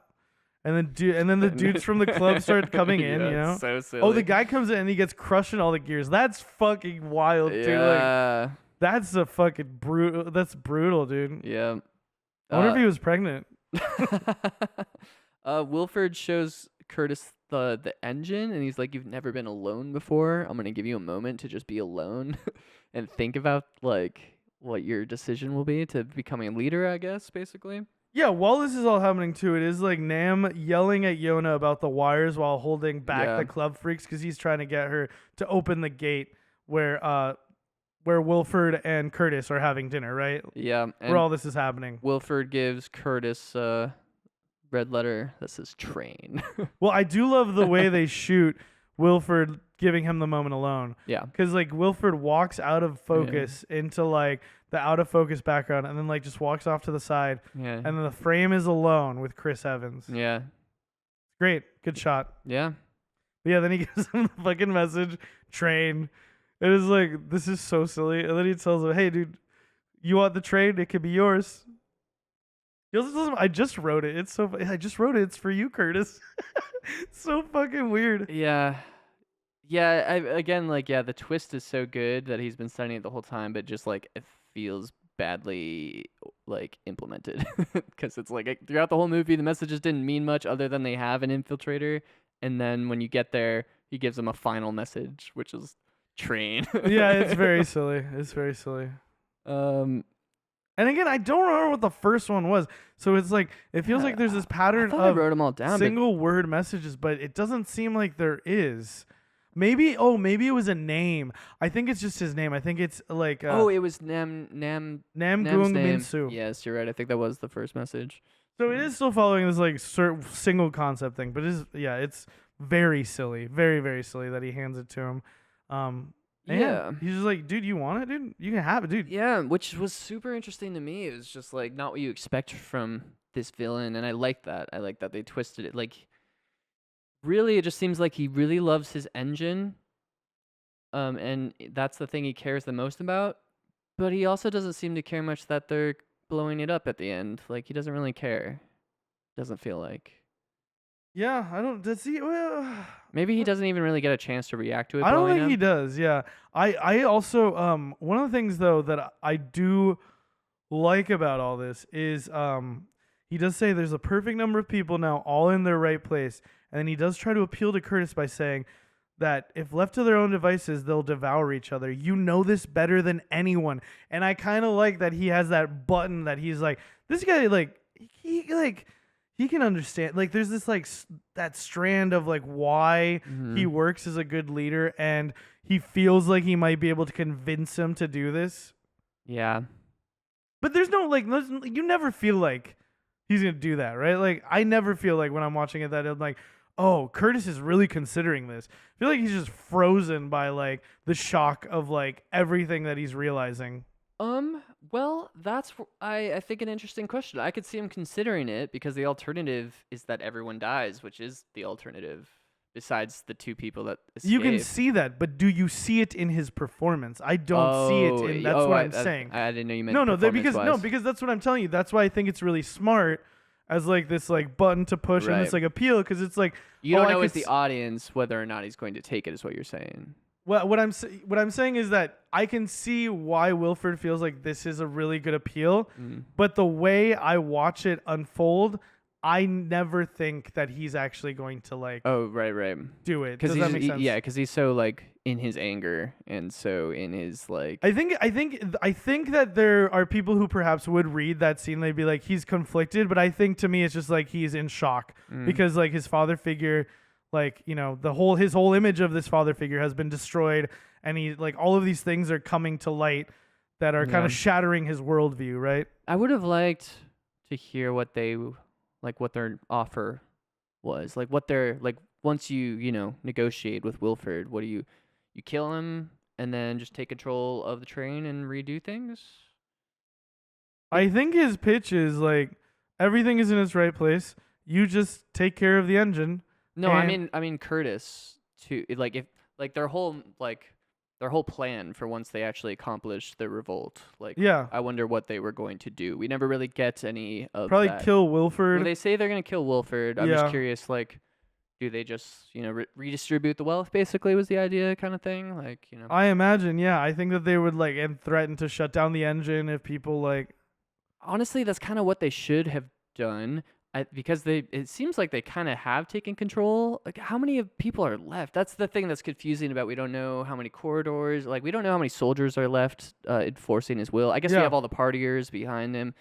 But I think one of the most interesting statements to me in the movie is the choice to blow up the train rather than let the system survive. Like, it's better if everyone dies than for us to keep this system going that is so corrupt and built on children having to keep it going. So that's what happens is that like Yona is able to get the gate open and she gets the chronal from the lady after breaking the bottle over her head, and then she sees the guy who killed Gray is coming, and like Nam is like I think she's like shooting a gun trying to Yona starts trying to shoot at this random dude, and Nam is like, give me the fucking like chronal. He puts it on the door, and then he's like, okay, now go get the matches from Curtis. So she runs back in the room, and that's the moment when we realize that they're like what the kids are for. Yeah. Which I think is also supposed to be like the thing where you're like, no, this is unforgivable. Why would we ever like really like negotiate with him? And yeah. Yeah. But ultimately they are. Oh, and then and then Curtis is like, fuck you, and knocks Wilford out. I mean, like, I think the kind of what you're left to assume is that all the children are going to die after they blow up this train too. So I think they'll be fine. Okay. You got Timmy, you got Yona, everything's chill. Yeah. And those were the only two kids anyway, yeah. Yeah, those are well, I mean, no, there's Andy. No, I know. There's a bunch of other people. Well, Andy, and that's interesting because that's the first time you hear his name. He pops out, and he was Andrew's kid. Makes sense. Andrew, Andy. I know what that's like the kids or the rich people should have kids too. We don't really see. Oh no, yeah, the classroom. No, we do. Yeah, we absolutely do. Yeah. We even see like a teenage. We even see like a teenage girl at one point with like her mom. Right. But right. Yeah, in the lounge. Yeah. And then but Curtis is calling out to him. He's like, "Don't go in the engine, dude." And the guy just like goes in. Like, I don't know what the hell I wasn't was sure that? what was happening in there though. But yeah, he pulls him out, or he sticks his arm in to stop the gear. Well, no, that's after this, I think. Oh, okay. Yeah, because then what happens is when he goes into the engine, Wilford is like, everyone is in their preordained place, and he's doing like the little motion that like Timmy was like doing, and that's Curtis like fucking like, maybe he already has his arm in there. Oh yeah, he does. Yes, he does. Yeah, right before the kid comes out, because like the engine starts like opening up to them. Yeah. And he did punch Wilford out before this too. And he gives her the matches as well. Yeah. And Curtis finally gets to stick his arm in something and try and lose it, right? Like, which is what he always wanted to do. Yep. And he does get Timmy out. We see Yona lights the chronal. Curtis finally loses a part of his arm like he always wanted to. That makes him a real man now. And then we see Yona has Timmy and Nam has Yona as well. And then they blow the door, which makes an avalanche, which knocks the train off the fucking tracks. Yeah, I like they all hug before the bomb goes off, and Wilford just goes, "Nice." Yeah, he does say that. Yeah, while he's eating his steak. Nice. He just does not give a fuck. The detachment works so well for me for like crazy eccentric rich person. Yeah, he's striking. Just like he's a wild guy. I kind of like I could get more from him, but also it's like yeah. Then we have Yona and Timmy wake up. This is like the whole sort of like resolution. Yona's calling out for her father in the wrecked train, but then there's this really awesome shot because the train is on its side. I wrote this shot too. Fucking light is coming in through that. She's looking up as the snow drops down. It's the first time she's seen the sky. It looks sick as fuck. Or like seen it looking up. Not through like glass. Yeah. And she climbs out, and we see Timmy following her out. They're wearing these very cool fucking they coats. kind of just show up with that on. Well, she has one on earlier. Okay. Because her dad gets it for her, right. I think. But also the shot of her first step into the snow, really beautiful. Yeah. There's a part of me that's like, why are we doing this just now? Like, why are we getting this like artsy with it now? Like, let's have done that more. Mm-hmm. Like, there's some like really good beauty and like weight to that like moment where I was like, the same amount of care wasn't like put to a lot of other scenes in this movie. Yeah. Yeah, I'd be interested to see behind the scenes. Maybe they just had like a shit ton of like production problems that led to a lot of these things turning out the way they did. You know, I don't think it's that. I think it's what you said. I think it's the writing of it. Yeah, you're right. And it's not like something you would read and you would be like, let's not make this. Like, yeah, I think that's the thing. It's just like, yeah, I agree. And yeah, we see a polar bear. He doesn't offer them a Coca-Cola. That's too bad. Yeah, but yeah, the last shot is just hit like the polar bear staring right at them. Also, it's good that she sees it from very far away because those things are bad time, gnarly, bad dude. Time. Yeah, they will fuck you up. But yeah, I mean that's the that's the light at the end of the tunnel, right? Like this whole time they thought everything else in the world was dead, but no, there must be an ecosystem if like an apex predator is surviving out there. So Yeah. Yeah, it fucking sucks. yeah, that's Snowpiercer. Yeah. Pretty well. I love the last shots though. It was really pretty at the end, like very beautiful. Yeah. Yeah, I felt like a little empty at the end based on all my criticisms, but I was also like, that was a good time. And like the reason I was leaning towards a B tier rating is that like I like that it's Yona too at the end. Like I Yeah. like that Curtis kind of like seems to have died and Nam seems to have died. Like let the sins of the father like yeah, and all those be washed away. Hitler youth, fuck them. Yeah. Yeah. I feel like people survive. Like I feel like there are people who Maybe. survive the crash. Like Probably. I think there's a lot of people who survive the crash. Yeah, maybe you're right. I don't think it's like a 100% fatality thing. Yeah, that was just the vibe I got because like you don't see anything else stirring from the train, but But it's also like that's like it would take people so long to watch. I feel like all the people close by. I don't know. I mean, you could have just had people like peering out the window or something, like anything to set up that. I There's do other... kind of like the solitude of it though. Yeah. There's something very beautiful about that. Yeah, it's a pretty ending for sure. And I think that is like maybe some of the things that happen in this movie. It's like sometimes the like doing the thing that looks cool, Yeah, but we're doing the more like artistically resonant thing at the forsake of the story, basically. yeah. But Yeah. like you said, that was Snowpiercer. That was Snowpiercer. Yeah, like I was saying, I think, I'm gonna give it a C tier. However, like it's like a pretty strong C tier for me. Like I do think this is the type of movie if someone put on, I would be like, yeah, it's a fun movie.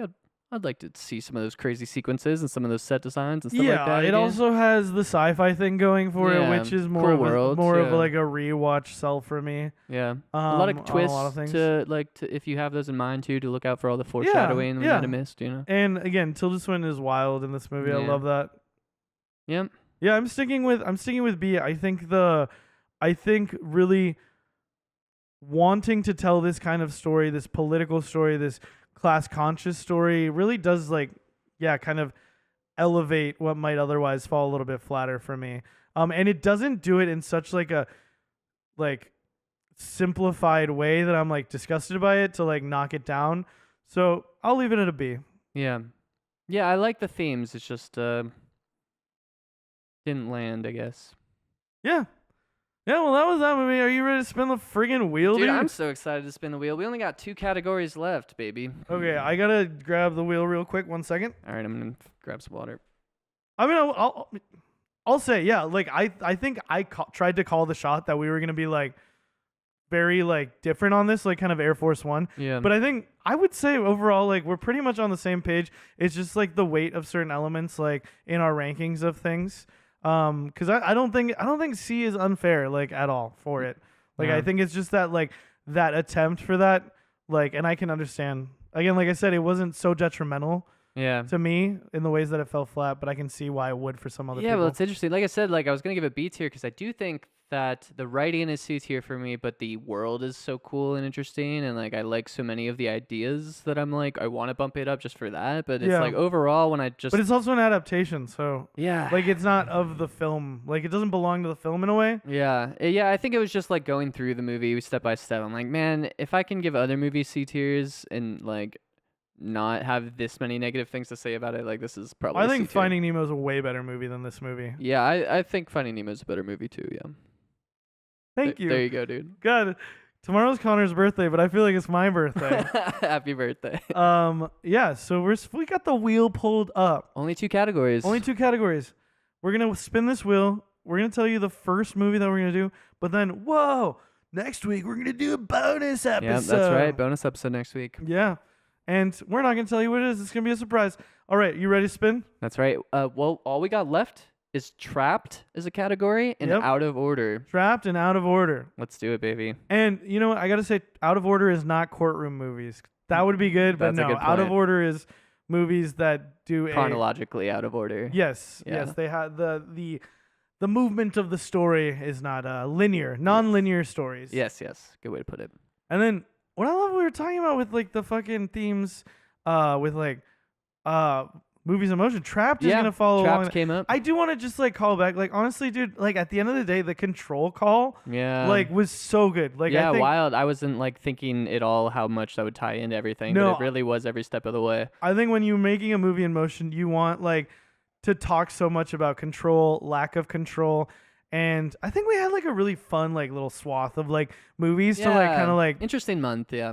Yeah, they all dealt with it so differently. Yeah. Like it's kind of funny because Air Force One is like Snowpiercer from the point of view of like the people in the front of the train. That's a very harsh thing to say. Very harsh thing to say. But you know there's a way of viewing Snowpiercer as like these terrorists like coming that's to a like good our point. section. That's a good point. Yeah, I don't know, there's wild stuff. Yeah. Yeah, a lot of class stuff for sure. So oh my god, it finally makes sense. Okay. So what is his name? Ivan? Yeah, the terrorist. So Gary Oldman ate his own children, like, and that's why he's the way he is. And he knows babies taste good. Yeah. Okay, let's spin the fucking wheel. Reminder: we got Trapped and Out of Order. Let's see it, baby. I'm so excited. Shit. It's spinning. It's spinning. Oh my god. 50-50. Oh baby.